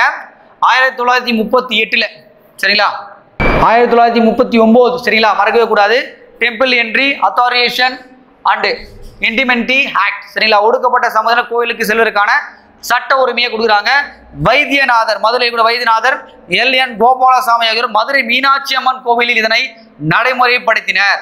சரிங்களா, இதுக்கு அடுத்துதான் வந்து பார்த்தீங்கன்னா காந்தியடிகளே வந்து பார்த்தீங்கன்னா இந்த மதுரை மீனாட்சி அம்மன் கோவிலுக்கே உள்ள வரார். சரிங்களா, அப்போ அந்த ஆலய நுழைவு இழப்பீட்டு சட்டம் என்பது யார் கொண்டு வரப்பட்டது? ராஜாஜியால் கொண்டு வரப்பட்டது 1939. கொஞ்சம் ஞாபகம் வச்சுங்க. அடுத்து பாருங்க, ராஜாஜி வேற என்ன விஷயங்கள் பண்ணியிருக்காரு பார்க்கலாம். மாகாணத்தில் முதல் முறையாக மதுவிலக்கு சேலம் மாவட்டத்தில் 1937 சரிங்களா அக்டோபர் 1 முதல் நடைமுறைப்படுத்தப்பட்டது. அப்போ மது விலக்கு முதல்ல வந்து எப்போ எங்க இடத்துல அறிமுகப்படுத்துறாங்க அப்படின்னு பார்த்தீங்கன்னா சேலத்தில் ஃபர்ஸ்ட் பண்றாரு. சரி, மது விலக்கு பண்ணிட்டாங்க, பட் வருவாய் எப்படி வரணும், அதுக்காக என்ன பண்றாங்க அப்படின்னு பார்த்தீங்கன்னா மது விலக்கினால் அரசிற்கு ஏற்படும் வருவாய் இழப்பை ஈடுகட்ட விற்பனை வரி சேல்ஸ் டேக்ஸ் சரிங்களா அறிமுகப்படுத்தப்பட்டது. இந்த வரியானது ஆசியாவிலே முதன்முறையாக ராஜாஜியால் கொண்டு வரப்பட்டது. சரிங்களா, அப்போ first time in Asia sales tax வந்து இன்ட்ரடியூஸ் பண்ணது யார் அப்படின்னு பார்த்தீங்கன்னா ராஜாஜி அரசாங்கம். என்ன காரணம் அப்படின்னு பார்த்தீங்கன்னா மதுவிலக்கு கொண்டு வந்துட்டாங்க. அதை வந்து வருவாயை ஈடு செய்ய சரிங்களா, அதுக்கான வருமானம் வரக்கூடியது வந்து பார்த்தீங்கன்னா ஈடு செய்வதற்காக என்ன பண்ணுறாங்க, சேல்ஸ் டேக்ஸை விற்பனை வரையும் முதல்ல இங்கே அறிமுகப்படுத்துகிறாங்க தமிழ்நாட்டில். சரிங்களா, அடுத்து பாருங்க, இவருடைய போது 1938 சென்னையில் உள்ள ஸ்டான்லி மருத்துவ பள்ளியானது ஸ்டான்லி மருத்துவ கல்லூரியாக மேம்படுத்தப்பட்டது. அப்போ ஸ்டான்லி மெடிக்கல் காலேஜை சரி அப்டேட் பண்ணி ஸ்டான்லி மெடிக்கல் காலேஜாக பண்றார். 1938 பண்றார். சரி, ரொம்ப முக்கியமான விஷயம். அடுத்து பாருங்க, 1938-39 கல்வியாண்டில் சென்னை மாகாணத்தில் தமிழக பகுதியில் உள்ள பள்ளிகளில் தமிழே பயிற்று மொழி என ராஜாஜி அறிவித்தார். 1938 சரிங்களா 38-39 Tamil as a medium of the instruction in a schools in Tamil Nadu. அப்போ தமிழை வந்து பார்த்தீங்கன்னா பயிற்று மொழியாக கூட இவர் வந்து அறிவிச்சிருக்காரு. அடுத்து பள்ளிகளில் காந்தியினுடைய வர்தா கல்வி திட்டம் சரிங்களா, வர்தா ஸ்கீம் ஆஃப் எஜுகேஷன் 1937 கொண்டு வந்திருப்பாங்க. சரிங்களா, அது காந்தி கொண்டு வந்திருப்பாரு. அது மாதிரி என்ன பண்ணுறாரு, நீங்க தமிழ்நாட்டையும் அறிமுகப்படுத்தியிருக்காரு. சரிங்களா, அதாவது வந்து பார்த்தீங்கன்னா வர்தா கல்வி திட்டம் 1937 காந்தி கொண்டு வந்திருக்காரு. அதையும் என்ன பண்ணியிருக்காரு, இங்கேயும் கொண்டு வந்திருக்காரு. அடுத்து 1938 தமிழக பள்ளிகளில் 6 முதல் 8 வரையிலான வகுப்புகளில் 2வது மொழிப்பாடமாக இந்தியை இவர் கட்டாயமாக்கினார். 6 முதல் 8 ஸ்டாண்டர்ட்ஸ்க்கு வந்து என்ன பண்ணியிருக்காரு, ஸ்கூல்ஸ்ல 2வது மொழியா இந்தியை கட்டாயமாக்கியிருக்கிறார். இது தமிழகத்தில் மிகப்பெரிய எதிர்ப்பை கொடுத்தது. இந்தி எதிர்ப்பு போராட்டமானது துவங்கியது. சரிங்களா, ரொம்ப முக்கியமான விஷயம். சரிங்களா, என்னன்னா anti Indian association in India வந்து தமிழ்நாடு வந்து பார்த்தீங்கன்னா 1938 என்ற காலகட்டத்தில் இது சந்திக்குது. சரிங்களா, அது ரொம்ப முக்கியமான விஷயம். அது மட்டும் இல்லாமல் இந்த இந்திய எதிர்ப்பு போராட்டமான தமிழ்நாட்டில் வந்து பார்த்தீங்கன்னா பெரிய ஒரு மொழி போர் இதுவாக மாறுது. சரிங்களா, இங்கே இருக்கக்கூடிய அறிஞர்கள் சரிங்களா பாரதிதாசன், மறைமலையடிகள், நாமக்கல் கவிஞர் சரிங்களா, அடுத்து முத்தமிழ் காவலராக இருக்கக்கூடிய கி.ஆ.பி. விஸ்வநாதன் இவங்களெல்லாம் பண்ணா போராட்டத்தில் குதிக்கிறாங்க. பெரியார் இதில் கலந்துகிறார். அதில் இந்திய எதிர்ப்பு போராட்டமான தீவிரம் அடைகிறது. சரி, 1938 சரிங்களா அந்த காலகட்டத்தில் சரிங்களா மொழிப்போர் தியாகிகள் சொல்லுவாங்க 2 பேர், தாளமுத்து நடராசன். சரிங்களா, தாளமுத்து அண்ட் நடராசன் இவங்க 2 பேரும் பார்த்தீங்கன்னா சிறையில் போயிட்டு சிறையிலே என்ன பண்ணுவாங்கன்னா போராட்டங்கள் பண்ணி அங்கேயே செத்து போயிடுவாங்க. அவங்களால என்ன சொல்லுவாங்க, மொழிப்போர் தியாகிகள்னு சொல்லுவாங்க. 1938 இந்தி எதிர்ப்பு போராட்டமானது முதல்ல இங்கே இந்தியாவில் நடக்குது. சரி, தமிழ்நாட்டில் நடக்குது. என்ன காரணம் அப்படின்னு பார்த்தீங்கன்னா பெரியார் என்ன சொல்ல வர்றாரு அப்படின்னு பார்த்தீங்கன்னா ஆரிய சரிங்களா வட ஆரிய மக்களுடைய கலாச்சாரமானது இந்த தமிழ்நாட்டில் பரப்பப்படுது என்றும் அந்த அச்சம் என்பது தமிழகத்தில் வந்துச்சுன்னு சொல்லிட்டு அந்த மொழி போராட்டங்களை பெரியார் முன்னெடுக்கிறாரு. அதில் பாரதிதாசன், மறைமலைகள் சரிங்களா முத்தமிழ் காவலராக இருக்கக்கூடிய கே.ஆ.பி. விஸ்வநாதன் எல்லாருமே அதை கலந்துக்கிறாங்க. சரிங்களா, அதை கொஞ்சம் ஞாபகம் வச்சுங்க. தாளமுத்து நடராசன் 2 பேர் என்ன பண்றாங்க, சிறையிலேயே செத்து போறாங்க. சரிங்களா, அதனால பெரிய போராட்டங்கள் செஞ்சதுக்கு பிறகுமா 1940 இந்த ரேஞ்சில் சரிங்களா, அப்போது சென்னை மாகாணத்தினுடைய சரிங்களா ஆளுநராக இருக்கவர் என்ன பண்றாருன்னா அந்த விஷயத்தை வந்து தடை பண்றாரு. சரிங்களா, அவர் பேர் என்ன பார்த்தா எர்சன் அப்படின்னு சொல்லுவாங்க. கலெக்டர் பேர் என்னது, எர்சன். சரிங்களா, இந்த எர்சன் என்ன பண்றாரு அப்படின்னு பார்த்தீங்கன்னா இந்திய கட்டாய பாடமானதை தூக்கிட்டு தமிழையை வந்து பயிற்று மொழியாக அங்கே வச்சிருக்காரு. அப்போ வந்து போராட்டங்கள் மீண்டும் வந்து என்ன பண்ணுது, நின்று போகுது. சரிங்களா, அடுத்து பார்க்கும்போது 1939 செப்டம்பர் 1 துவங்கிய 2ஆம் உலகப் போரில் ஆங்கிலேய அரசு இந்திய தலைவர்களை கலந்து ஆலோசிக்காமல் இந்தியாவை இந்த போரில் ஈடுபடுத்தியது. இதன் காரணமாக அனைத்து மாகாணங்களிலும் காங்கிரஸ் பதவி விலகியது. சரிங்களா, 2வது உலகப் போர் நடக்குது. எப்போ நடக்குது, 1939 1945 வரைக்கும் நடக்குது. சரிங்களா, இதில் இந்தியன் இருக்கக்கூடிய ஐஎன்சியை கலந்து யோசிக்காம இந்தியர்களை இந்த போரில் ஈடுபடுறதுனால இங்க இருக்கக்கூடிய ஐஎன்சி தலைவர்கள் எல்லாருமே அவனுடைய ஆட்சியை என்ன பண்றாங்க, கலைச்சிடுறாங்க. அப்படி என்ன பண்றாங்கன்னா அந்த ஆட்சியை கலைகிறாரு. ராஜாஜியுடைய அமைச்சரவை 1939 அக்டோபர் 29 பதவி விலகியது. சரிங்களா, ரொம்ப முக்கியமான ஒரு விஷயம். சரிங்களா, அதை கொஞ்சம் ஞாபகம் வச்சுங்க. 1939 அக்டோபர் 29 பதவியில் விலகியது. இந்திய பாதுகாப்பு விதியின்படி ராஜாஜி கைது செய்யப்பட்டு ஒரு காலம் சரிங்களா ஓராண்டு காலம் சிறையில் அடைக்கப்படுகிறார். அப்போ defence of Indian act rule படி என்ன பண்றாங்க, அவரை கைது பண்ணி சிறையில் போடுறாங்க. சரிங்களா, அதை ஞாபகம் வச்சுங்க. அடுத்து பாருங்க, 1942 ஏப்ரல் மாதம் ராஜாஜி தலைமையில் சென்னை மாகாணத்தில் சென்னை ரிலீஸ் ஆயிடுறாரு. அப்புறம் சென்னையில் வந்து பார்த்தீங்கன்னா மாகாண காங்கிரஸ் சட்டமன்ற உறுப்பினர்களுக்கு வந்து ஒரு தீர்மானத்தை நிறைவேற்றுறாங்க. அதான் சென்னை தீர்மானம். சரிங்களா, அதான் வந்து பார்த்தீங்கன்னா மெட்ராஸ் ரீசொல்யூஷன். சரிங்களா, சென்னை தீர்மானமானது கொண்டு வரப்படுகிறது. இதில் என்ன சொல்ல வராங்க அப்படின்னு பார்த்தீங்கன்னா ரொம்ப முக்கியமான 2 விஷயங்களை சொல்றாங்க. அவங்க என்ன சொல்றாங்க பாருங்க, முஸ்லீம் லீக்கின் தனிநாடு சரிங்களா, பாகிஸ்தானுக்கு ஆதரவு நம்ம கொடுக்கணும். சரிங்களா, அவங்க தனியாக பிரிஞ்சுட்டு போயிட்டோம்.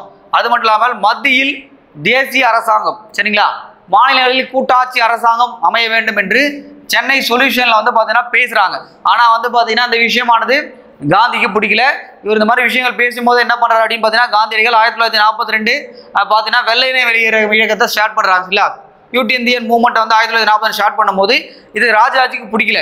நான் இது மாதிரி ஒரு விஷயம் சொல்றேன், நீங்க கேட்காம போயின்னு சொல்லிட்டு காங்கிரஸ்லேருந்து 1942 வெளியே போறார். சரிங்களா, ரொம்ப முக்கியமான ஒரு விஷயம். சரிங்களா, காங்கிரஸ்ல இருந்து அவர் விலகினார்.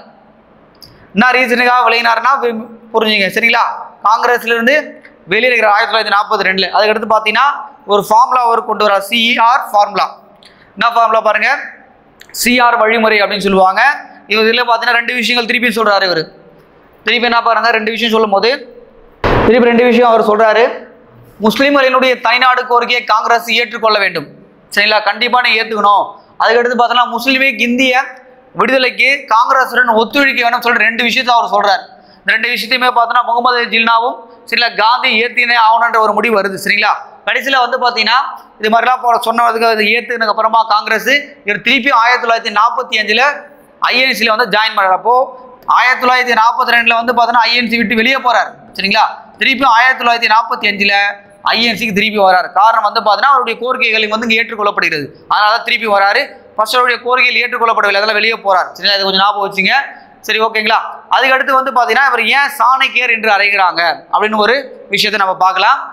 பாருங்க சார், 1946 மத்தியில் உருவாக்கப்பட்ட இடைக்கால அரசாங்கத்தில் இவர் அமைச்சரானார். சரிங்களா, 1946 இன்ட்ரீம் கவர்மெண்ட் சரிங்களா இடைக்கால அரசாங்கம் அமைக்க சொல்லி என்ன பண்ணுவாங்க, மவுண்ட் பண்ண பிறகு வந்து இதுவாக இருக்கும்போது சொல்லிடுவாங்க. சரிங்களா, நேரு என்ன பண்ணுவாருடைய தலைமையில் இடைக்கால அரசாங்கமானது அமைக்கப்படும். அதில் வந்து ஒரு அமைச்சராக இருக்கார். என்ன அமைச்சராக இருந்திருக்கார் பாருங்க, இண்டஸ்ட்ரீஸ் எஜுகேஷன் அண்ட் ஆர்ட்ஸ். சரிங்களா, ஃபர்ஸ்ட் அவர் வந்து பார்த்தீங்கன்னா தொழில்துறை அமைச்சராக இருந்திருக்கார். அதுக்கடுத்து என்ன பண்ணியிருக்காரு, எஜுகேஷன் அண்ட் ஆர்ட்ஸுக்கு போயிருக்காரு. சரிங்களா, 2 விஷயம் வந்து ரொம்ப முக்கியமானது. அடுத்து பாருங்க, 1944 முதல் 1948 வரை வங்காளத்தினுடைய ஆளுநராக இருக்கக்கூடிய ரிச்சார்ட் கேசி என்பவர் ராஜாஜி இந்தியாவினுடைய விவேகமான மனிதர் அப்படின்னு சொல்லியிருக்காரு. சரி, ரொம்ப முக்கியமான ஒரு விஷயம். சரிங்களா, வங்காளத்தின் ஆளுநராக பார்த்தீங்கன்னா ராஜாஜியை பார்த்து சொல்றாரு ஒரு விவேகமான ஒரு மனிதர் அப்படின்னு சொல்லியிருக்காரு. சரிங்களா, அடுத்து பாருங்க, இந்திய விடுதலைக்கு பிறகு உருவாக்கப்பட்ட மேற்கு வங்காளத்தினுடைய முதல் ஆளுநர் யார் வந்து ராஜாஜி நியமிக்கப்படுகிறார். அப்ப மேற்கு வங்காளத்தினுடைய முதல் ஆளுநர் யாரு, இந்திய விடுதலைக்கு பிறகு அப்படின்னு கேட்ட போது ராஜாஜி. சரிங்களா, அவர் தான் இருக்கணும். அடுத்து பாருங்க, 1940 நவம்பரில் சில மாதங்கள் பொதுப்பு தலைமை ஆளுநராக சரிங்களா நியமிக்கப்பட்டார். அப்போ வந்து பார்த்தீங்கன்னா the acting the Governor General of India in November 1947 for a few days அப்படின்னு இருந்திருக்காரு. சரிங்களா. ஸோ அடுத்து இதுவும் எக்ஸாம்பிள் கேட்ட ஒரு விஷயம் தான். சுதந்திர இந்தியாவினுடைய முதல் தலைமையாளராக இருந்த மவுண்ட் பேட்டனை தொடர்ந்து 1948 ராஜாஜி அவர்களை தலைமையாளராக பொறுப்பேற்றார். முதலும் கடைசியுமாக இப்பகுதியை வகித்த ஒரே இந்தியர் வந்து பார்த்தீங்கன்னா யாரு? இவர் மட்டும்தான். சரிங்களா. 1940 ஜூன் 21 இருந்து 1940 ஜூன் 21 இருந்து 1950 ஜனவரி 26 வரைக்கும் என்ன பண்ணிக்கிறார் அவரு? அப்போ இந்தியாவினுடைய விடுதலை பெற்ற பிறகு முதல் இந்திய ஆளுநர் யார் பார்த்தீங்கன்னா ராஜாஜி. சரிங்களா. இந்தியாவானது குடியரசு நாடாக அறிவிக்கப்பட்ட பிறகு நேருடைய அமைச்சர்கள் இருக்காரு. ஒரு இலாகா துறை இல்லாத ஒரு அமைச்சராக இருக்கார். எந்த ஒரு துறையுமே இல்லாமல் ஒரு அமைச்சராக நீடிக்கிறார். இருந்தாலும் அப்போ வந்து பார்த்தீங்கன்னா 1950 டிசம்பர் 15 அப்போது உள்துறை அமைச்சராக ஹோம் மினிஸ்டராக இருக்கக்கூடிய சர்தார் வல்லபாய் பட்டேல் வந்து இறந்து போயிறார். அதனால அந்த பதவிக்கு வந்து நேரு வந்து பார்த்தீங்கன்னா இவரை நியமனம் பண்றார். சரிங்களா. பிறகு நேருடன் ஏற்பட்ட கருத்து வேறுபாடு காரணமாக அமைச்சர் பொறுப்பில் இருந்து ராஜாஜி விலகி செல்கிறார். அப்போ சர்தார் வல்லபாய் பட்டேல் வந்து பார்த்தீங்கன்னா காலமானதால் தான் என்ன பண்ணியிருக்காங்க, இவருக்கு அமைச்சர் போஸ்டே கொடுத்துருக்காங்க. சில மனக்கசப்புகள் ஏற்பட்டதுனால இங்கிருந்து என்ன பண்ணிடுறாரு, வெளியே போயிட்டு இருக்காரு. சரிங்களா. அப்போ அரசியல் வந்து அவருடைய அறிவு காரணமாக என்ன சொல்றாங்க, இவர் சாணக்கியர் என்று சொல்லப்படுகிறது. சரிங்களா. சாணக்கியா. சரிங்களா. சாணக்கியர் என்று சொல்லப்படுகிறது. அப்போ அரசியல் சாணக்கியர் என்று யாருக்கு போயிட்டா யாரை சொல்லுவீங்க அப்படின்னு பார்த்தா ராஜாஜி தான் நீங்க சொல்லணும். சரிங்களா. சரிங்களா. ஸோ அடுத்து வந்து பார்த்தீங்க formation of the government is second time, ரெண்டாவது முறை எப்படி அவர் ஆட்சி அமைக்கிறாரு அப்படின்னு பார்க்கலாம். சரிங்களா.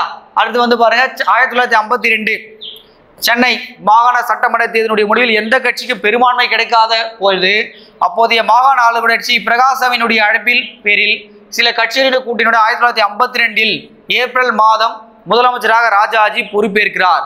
இதான் ரொம்ப முக்கியமான விஷயம். இந்த எலெக்ஷன்ல வந்து பார்த்தீங்கன்னா முதல் பொது தேர்தல் இந்தியாவில் எப்போ நடக்கும், 1951 இருந்து 52 வரைக்கும் நடக்கும். சரிங்களா. ராஜாஜி என்ன பண்ணுவார் அப்படின்னு பார்த்தீங்கன்னா யாரோடலாம் கூட்டணி வைப்பார் அப்படின்னு பார்த்தீங்கன்னா மாணிக்க வேலனுடைய பொது உடைமை கட்சி காமன்வெல்த் பார்ட்டி. சரிங்களா. அதோடும் உழைப்பாளர் கட்சி என்று அழைக்கப்படக்கூடிய சரிங்களா ராமசாமி படையாச்சியார் அவங்க 2 பேரும் வந்து பார்த்தீங்கன்னா கூட்டணி வைத்து ஆட்சிகள் இங்கே பிடிப்பாங்க. சரிங்களா. அப்போ 1952 ஜூன் 30 சுதந்திர இந்தியாவுடைய முதல் முறையாக சென்னை மாநிலத்தில் பார்த்தீங்கன்னா நம்பிக்கை தீர்மானம் கொண்டு வரப்படுகிறது. ஏன்னா ஏற்கனவே வந்து பார்த்தீங்கன்னா ஒரு பெரும்பான்மை இல்லை, ஒரு கூட்டணி வச்சு ஆட்சி பண்ணிட்டு இருக்காங்க. அப்போ கான்ஃபிடென்ட் மோஷன் வந்து பார்த்தீங்கன்னா எப்போ கொண்டு வராங்க தமிழ்நாட்டில் 1952 ஃபர்ஸ்ட் கொண்டு வந்துடுறாங்க. இது ஆளும் அரசினால் கொண்டு வரப்பட்டது. எப்பவுமே நம்பிக்கையில்லா தீர்மானமானது யாரால் கொண்டு வரப்படும், ஆப்போசிட் பார்ட்டிகள் தான் கொண்டு வருவாங்க. எதிர்கட்சிகள் இருந்தால் அந்த விஷயங்கள் கொண்டு வரப்படும். ஆனால் இங்கு ஆளுங்கட்சியாக இருக்கக்கூடிய நபர்களாலே ராஜாஜி மீது நம்பிக்கையில்லா தீர்மானமானது கொண்டு வரப்படுகிறது. சரிங்களா. ஏன்னா கூட்டணி ஆட்சி யாருக்குமே பெரும்பான்மை இங்கே இல்லை, அதனால இந்த மாதிரி விஷயங்கள் கொண்டு வராங்க.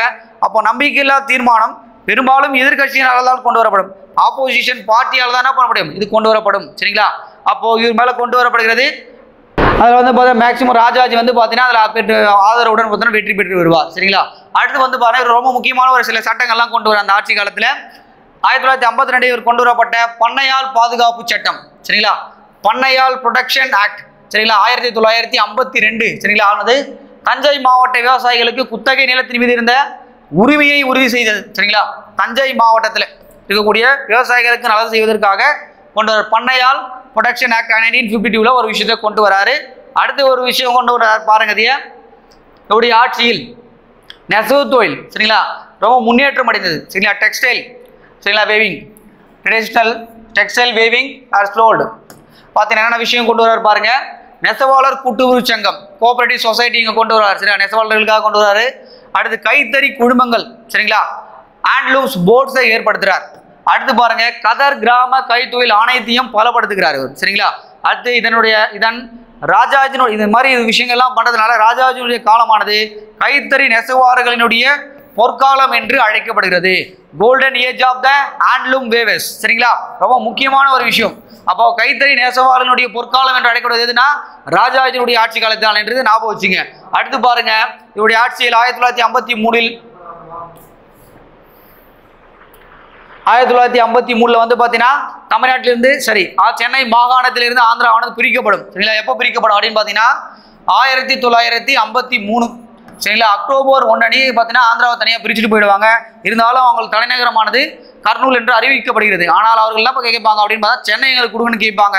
அவர் வந்து வலிமையாக அவர் வந்து பார்த்தீங்கன்னா ஒரு தீர்மானத்தை நிறைவேற்றி இவர் வந்து சென்னையை நம்மளுக்கு நாட்டிலிருந்து தமிழ்நாட்டிற்கு சொந்தம் என்று கூறி தலைநகரம் கைமாறாமல் இருக்க வகை செய்தவர் யார் அப்படின்னு கேட்பாங்க எக்ஸாம்ல. யாரு? ராஜாஜி. சரிங்களா, நம்ம படிச்சிருப்போம்.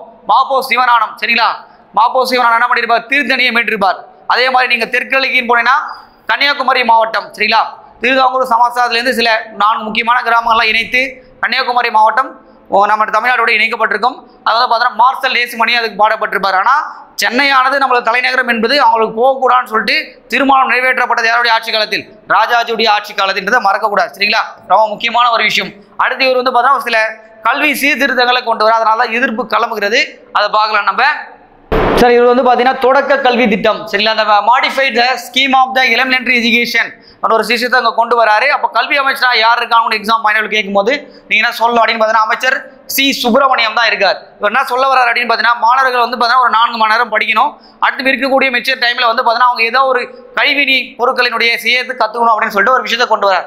அப்போ பதிலாக 4 மணி நேரம் பள்ளி படிப்பை அறிமுகப்படுத்தியது. மாணவர்கள் பள்ளி நேரம் தவிர மீதமுள்ள ஏதாவது ஒரு தொழிலை அவர்கள் கற்றுக்கொள்ள வேண்டும் அப்படின்னு சொல்லிட்டு சொல்றார். சரிங்களா, learn to the family proportion அப்படின்னு சொல்றாங்க. இதான் ஒரு தொழில் அவர் கற்றுக்கணும்னு சொல்லிட்டு அவர் கொண்டு வரார். இதான் வந்து அவருடைய தொடக்க கல்வி திட்டம். ஆனால் அந்த திட்டமானது ஏகப்பட்ட விமர்சனங்கள் உள்ளாகிறது. ஏன்னா வந்து பார்த்தீங்கன்னா இவர் வந்து ஒரு காங்கிரஸ் கட்சிக்கார சேர்ந்தவர். இவருக்கே வந்து எதிர்ப்பு எங்கிருந்து வருது அப்படின்னு பார்த்தீங்கன்னா காமராசர்கிட்டே வருது. அது மட்டும் இல்லாமல் பெரியார் இதை எதிர்க்கிறாரு. 2 பேரை சேர்ந்து என்ன சொல்றாங்க அப்படின்னு பாருங்கன்னா இதை குலக்கல்வி திட்டம் அப்படின்னு சொல்றாங்க. குலக்கல்வி திட்டம் அது மட்டும் இல்லாமல் கேஸ்ட் எஜுகேஷன் அப்படின்னு சொல்றாங்க. அதனால பெரிய எதிர்ப்பு கிளம்பி ஏகப்பட்ட போராட்டங்கள் வெடிக்குது. இதனால என்ன பண்ண ராஜாஜி என்ன பண்றாருன்னா தன்னுடைய முதலமைச்சர் பதவியை ராஜினாமா செஞ்சுட்டு போயிடுறாரு. அதுக்கடுத்து யார் வருது ஆட்சிக்கு அப்படின்னு பார்த்தீங்கன்னா காமராசர் 1954 ஆட்சிக்கு வரார். சரிங்களா, அப்போ குலக்கல்வி திட்டத்தை கொண்டு வந்தவர் யாரு உங்களுக்கு எக்ஸாம்ல? யாரு? ராஜாஜி கொண்டு வந்தார். அது மட்டும் இல்லாமல் ஜாதி கல்வின்னு சொல்லிட்டு விமர்சனம் பண்ணது யாரு? நம்மளுடைய பெரியாரும் காமராசரும் அதை பண்ணியிருக்காங்க. சரிங்களா, அடுத்து பாருங்க.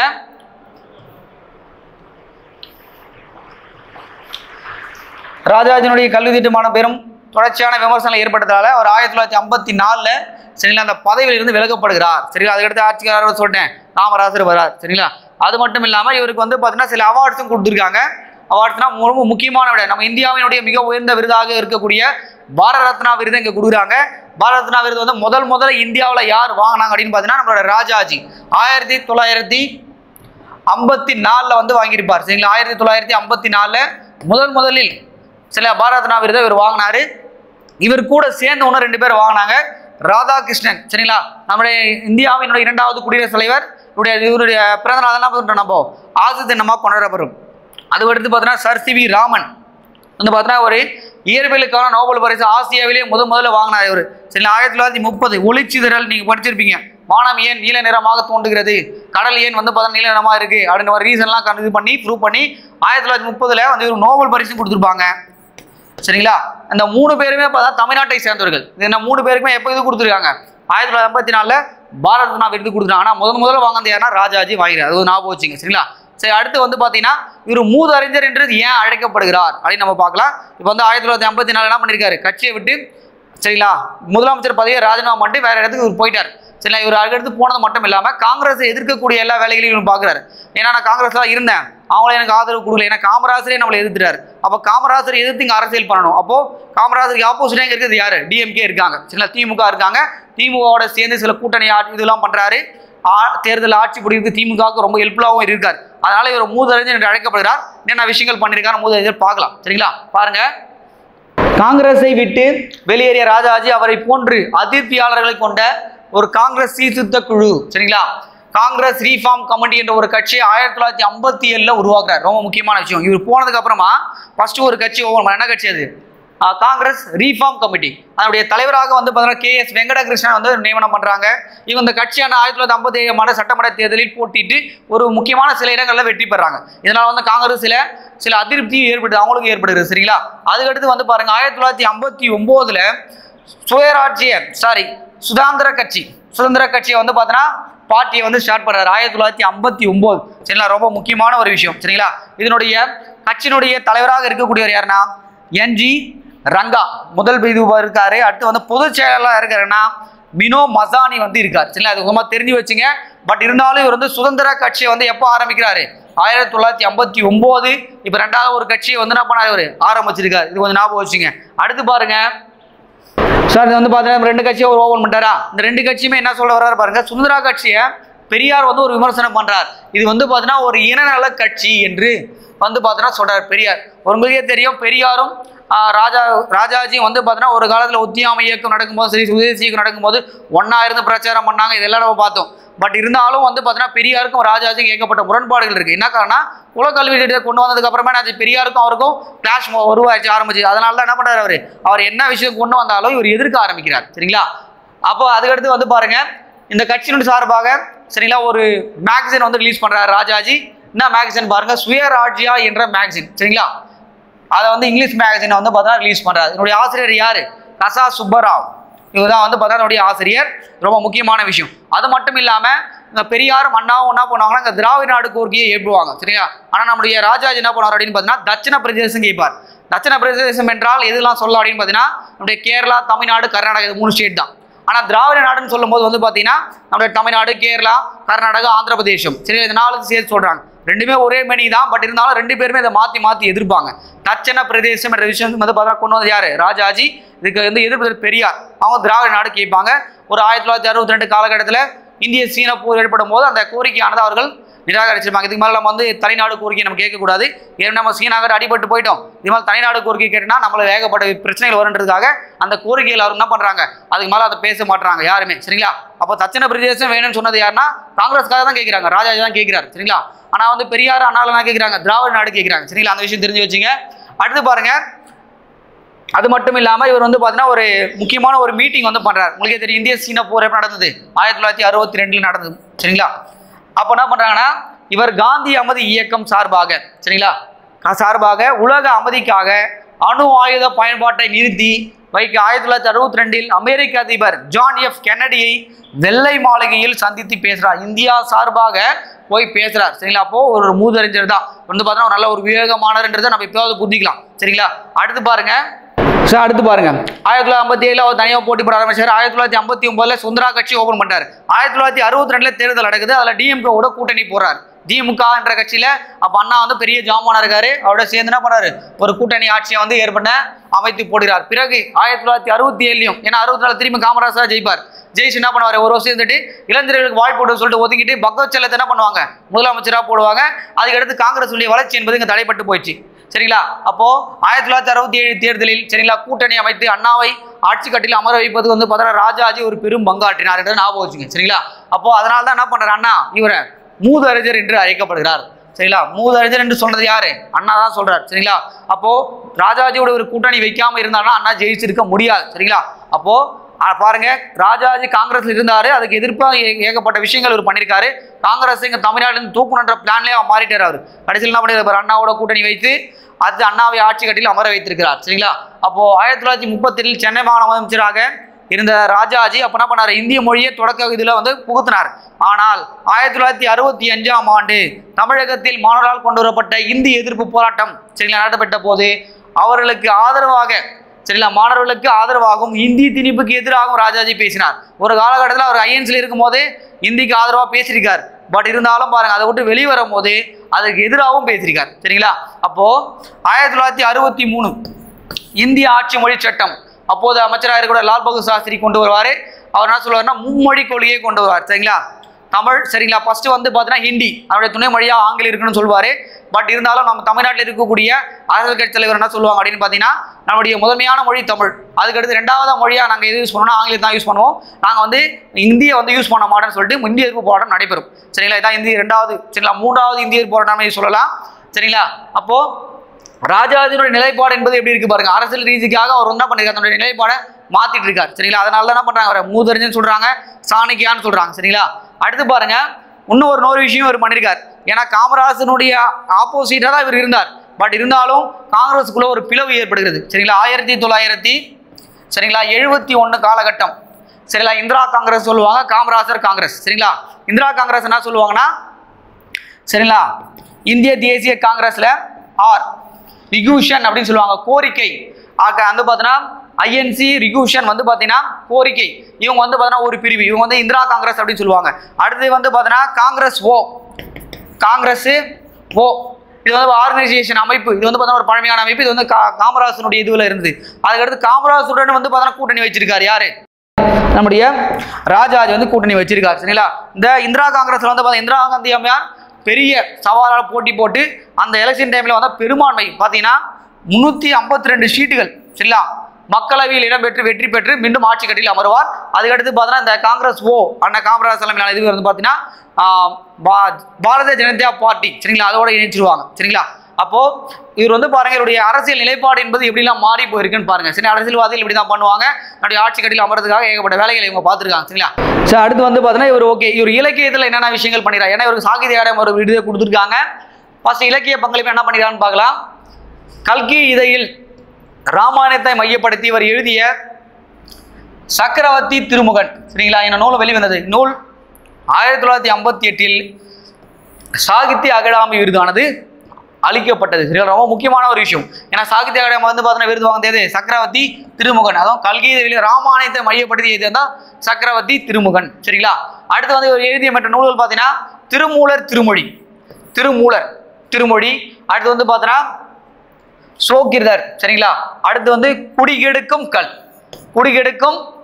சரிங்களா. அடுத்து திக்கற்ற பார்வதி, வியாசர் விருது எதை தழுவி எழுதப்பட்டதுன்னா மகாபாரதத்தை தழுவி எழுதப்பட்டது. அடுத்து கண்ணன் காட்டிய வழி சரிங்களா பகவத்கீதை, இந்த விஷயங்கள் எல்லாமே அவர் எழுதியிருக்காரு. அது மட்டும் இல்லாமல் நம்முடைய உலக பொதுமறை என்று போற்றப்படக்கூடிய திருக்குறள் என்ன பண்ணியிருக்காரு பாருங்க இங்கிலீஷ்ல மொழிபெயர்த்திருக்கார். English translation work in Thirukkural 1965 1960 எல்லாம் படிக்கிறார் பாருங்க. ரொம்ப முக்கியமான ஒரு வேலையை பார்த்துருக்காரு சரிங்களா. திருக்குறளை மொழிபெயர்த்திருக்கார். அடுத்து மட்டும் இல்லாமல் சில புக்ஸ் எல்லாம் வந்து இவர் எழுதுறாரு. என்ன புக்ஸ் எல்லாம் எழுதுறாருன்னு பார்க்கலாம்.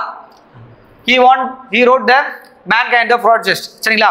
அதாவது இவர் அணு ஆயுத சோதனையை எதிர்த்து சரிங்களா mankind protest எனும் நூலை எழுதியுள்ளார். ராமகிருஷ்ண பரமஹம்சரை குறித்து ராமகிருஷ்ண உபநிடம் சரிங்களா அதையும் எழுதியிருக்கார். சில 2 புத்தகத்தையும் அவர் எழுதியிருக்கார். அணு ஆயுதம் என்பது தடை செய்யப்படக்கூடிய ஒரு ஒன்று தான் சரிங்களா. அதில் வந்து பார்த்தீங்கன்னா அந்த மாதிரி ஒரு புத்தகம் அவர் எழுதியிருக்கார் மேன்கைண்ட் ஆஃப் த ப்ராஜெக்ட் சரிங்களா. அதுக்கடுத்து வந்து ராமகிருஷ்ண பரமஹம்சரை பற்றி ராமகிருஷ்ண உபநிடம் அப்படின்னு எழுதியிருக்காரு. அது மட்டும் இல்லாமல் இவர் எழுதிய ஒரு முக்கியமான பாடல் MS சுப்புலட்சுமி சரிங்களா அவங்க பாடியிருப்பாங்க குறை ஒன்றும் இல்லை சரிங்களா என்னும் பாடலானது புகழ்பெற்ற ஒரு பாடல் சரிங்களா. ரொம்ப முக்கியமான ஒரு விஷயம். MS சுப்புலட்சுமி வந்து பார்த்தீங்கன்னா அந்த பாட்டை பாடியிருப்பாங்க. அதுக்கடுத்து ஏகப்பட்ட வேலைகளை பார்த்த நம்முடைய ராஜாஜி 1972 சரிங்களா டிசம்பர் 25 அன்னைக்கு ராஜாஜி காலமானார் சரிங்களா. அப்போ ராஜாஜி என்பவர் ஒரு சாணக்கியர் சரிங்களா மூதறிஞர் சரிங்களா. அதுக்கடுத்து மட்டும் இல்லாமல் ஒரு விவேகமான ஒரு மனிதர், பாரத ரத்னா விருது பெற்றவர் சரிங்களா. இது மாதிரி ஏகப்பட்ட விஷயங்கள் அவர் பண்ணியிருக்காரு சரிங்களா. அப்போ அவருடைய தலைவரினுடைய சிறப்பை நம்ம கண்டிப்பாக தெரிஞ்சு வச்சுக்கணும் சரிங்களா. இப்போ வந்து டிஎன்பிசியில் வந்து பார்த்தீங்கன்னா இந்த ராஜாஜியை பற்றி என்னென்ன கொஸ்டின்லாம் கேட்டிருக்காங்கன்னு நான் கொஸ்டின் காட்டுறேன். நீங்கள் என்ன பண்ணுங்க அப்படின்னு பார்த்தீங்கன்னா கீழே கமெண்ட்ஸை பண்ணுங்க சரிங்களா. ஃபர்ஸ்ட் கொஸ்டின் பாருங்க, சரியான விடையை தேர்வு கொடுத்துருக்காங்க. சென்னை மாகாணத்தின் முதல் காங்கிரஸ் அமைச்சர் யார்? ஒரு கொஸ்டின் கேட்டிருக்காங்க. கமெண்ட் பாக்ஸில் கீழே பண்ணுங்க ஃபர்ஸ்ட் கொஸ்டின். அடுத்து 2வது கொஸ்டின் பாருங்க, 1922ஆம் ஆண்டு கயா காங்கிரஸ் அமைப்பில் சபைகளை ஒன்று சீர்படுத்துவது அல்லது முடித்து வைப்பது என்ற முன்மொழிவை கீழ்வரும் தலைவர்கள் யார் எதிர்த்தது அப்படின்னு கேட்குறாங்க. அப்போ ப்ரோ சேஞ்சஸ் நான் சேஞ்சஸ் சொன்ன பார்த்தீங்களா கயா மீதுல நடந்தது. அதுக்கடுத்து என்ன பண்ணாங்க சுயராஜ்ய கட்சின்னு ஒன்று ஓப்பன் பண்ணி தனியாக போட்டி போட சிஆர் தாஸ்லாம் பண்ணாங்க. அப்போ இந்த விஷயம் ஒரு விஷயமா கேட்டிருக்காங்க ராஜாஜி பற்றி. அடுத்து பாருங்க, அடுத்து 3வது கொஸ்டின் பாருங்க சரிங்களா. ஆதிக்க இந்தியாவின் முதல் மற்றும் சென்னை மாகாணத்தை சேர்ந்த ஒரே கவர்னர் ஜெனரல் யார்? அப்போ இந்தியாவினுடைய முதல் கவர்னர் ஜெனரல் யாருன்னு கேட்டிருக்காங்க, இந்தியாவை சேர்ந்தவர் அப்படின்னு கேட்டிருக்காங்க. அடுத்த கொஸ்டின் 4வது கொஸ்டின் பாருங்க, தமிழ்நாட்டில் ராஜாஜி உப்பு சத்தியாகிரகத்தை என்று தொடங்கினார்? டேட் கேட்டிருக்காங்க சரி. அந்த டேட்டுக்கான ஆப்ஷன்ஸ் வந்து பார்த்து கமெண்ட் பண்ணுங்க சரிங்களா. அடுத்து பாருங்க, அடுத்து வந்து பார்த்தீங்கன்னா சரியான பொருந்துள்ளதை கேட்குறாங்க சரி. ராஜாஜியுடைய அமைச்சரவை எந்த ஆண்டு கொண்டு வரப்பட்டது? சில ஏஎஸ் கொடுத்துருக்காங்க 1939, வேதாரண்ய உப்பு சத்தியாகிரகம் 1930, மறுசீரமைப்பு கல்வி முறை சட்டம் சரிங்களா 1958, சிஆர் ஃபார்முலா 1944 சரிங்களா. இந்த ஏஎஸ்லாம் உள்ள பார்த்தோம். இந்த ஏஎஸ்ல இதெல்லாம் ரைட்னு கொஞ்சம் பார்த்து கமெண்ட்ஸை பண்ணுங்க சரிங்களா. அடுத்து பாருங்க சார், திருப்பி அதே விஷயம் தான் கேட்டிருக்காங்க. அப்படி கூற்று கேட்டிருக்காங்க பாருங்க. அவர் முதல் இந்திய கவர்னர் ஜெனரலாக இருந்தவர், வங்காளத்தினுடைய கவர்னராக பணியாற்றினார், சென்னை மாகாணத்தின் முதலமைச்சராக 1937 ஆனார். இந்த கூற்றுலாம் பார்த்து எது சரின்னு சொல்லிட்டு ஆப்ஷனை பாருங்க. எது மேட்ச் ஆகுது, காமராஜரா ராஜாஜியா அப்படின்னு பார்த்து ஆன்சர் பண்ணுங்க. அடுத்து 7வது கொஸ்டின், தமிழ்நாட்டின் சில முதல்ல பாரத ரத்னா விருது யார் கொடுத்தாங்க? 1954 கேட்டிருக்காங்க சரி. ராஜாஜி பற்றி அந்த கொஸ்டின் கேட்டிருக்காங்க, நான் ஆன்சர் பண்ணுங்க. அடுத்து பலமுள்ள காங்கிரஸ்வாதிகளை 1937 முதல் 1939 ஆண்டு வரை மெட்ராஸினுடைய முதலமைச்சராக யார் இருந்தார் சரிங்களா, கமெண்ட் பாக்ஸில் பண்ணுங்க. அடுத்து சுதந்திரா கட்சியை தோற்றுவித்தவர் யார் சரிங்களா, திருப்பி கேட்டிருக்காங்க பாருங்க. அதையே அடுத்து பாருங்க சில கூற்றுகள்லாம் கொடுத்துருக்காங்க பாருங்க படிங்க. வேலணை உப்பு சேகரத்தில் கலந்து கொண்டார், சட்ட மறுப்பு போராட்டத்தில் கலந்து கொண்டார், ராஜாஜி மந்திரி சபையில் துணை சபாநாயகர் இருந்தார். அடுத்து வந்து இவர் 1926 பாரிஸில் நடைபெற்ற அகில உலக பெண்கள் வாக்குரிமை ஒன்றிய மாநாட்டிலும் கலந்து கொண்டார். சரிங்களா? இந்த விஷயம் கொடுத்தாங்க. இதுக்கான எது ரைட்டு எது தப்பான கொஞ்சம் கமெண்ட் பண்ணுங்க. சரிங்களா? அடுத்து பாருங்க குலக்கல்வி திட்டத்தை அறிமுகப்படுத்தியவர் யார்? சரிங்களா? அது கொடுத்துருக்காங்க பாருங்க. அதுக்கடுத்து தமிழ்நாட்டில் ஒத்தியாமை இயக்கத்தை தலைமை தாங்கி நடத்தியவர் யார் அப்படின்னு கொடுத்துருக்காங்க. சரிங்களா? அப்போ மேக்ஸிமம் வந்து பார்த்தா இதுக்கான ஆன்சர்ஸ் எல்லாமே என்ன பண்ணுங்க கீழே வந்து கமெண்ட் பாக்ஸில் பண்ணுங்க. அடுத்து பாருங்க ராஜாஜி சட்ட மறுப்பு போராட்டத்தை தொடங்கிய நாள். சட்ட மறுப்பு போராட்டம் என்றால் உப்பு சத்தியாகிரகம் தான் அவங்க சொல்றாங்க. சரிங்களா? தடையை மீறி உப்பை எடுப்பதான் அந்த சட்ட மறுப்பு போராட்டம் அப்படின்னு சொல்றாங்க. அப்போ அதுக்கான டேட் இங்கே கொடுத்துருக்காங்க. சரிங்களா? அதை பார்த்து நீங்க கமெண்ட் பண்ணுங்க.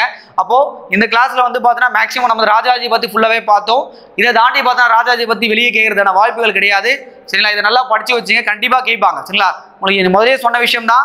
யூனிட் 7 சரிங்களா இந்திய தேசிய இயக்கத்திலையும் கேட்கலாம், யூனிட் 8லையும் கேட்கலாம், யூனிட் 9லையும் கேட்கலாம். சரிங்களா? 3 டாபிக்லையுமே ராஜாஜி பத்தி கேட்கறதுக்கான ஏகப்பட்ட வாய்ப்புகள் இருக்கு. சரிங்களா? இதே மாதிரி நம்ம வேற முக்கியமான ஒரு தலைவரை பத்தி வேற கிளாஸ்ல நம்ம பார்க்கலாம். சரிங்களா? அதனால வந்து இதை கொஞ்சம் நல்லா பாருங்க. சரிங்களா? சரி, ஓகே சார், பாய்.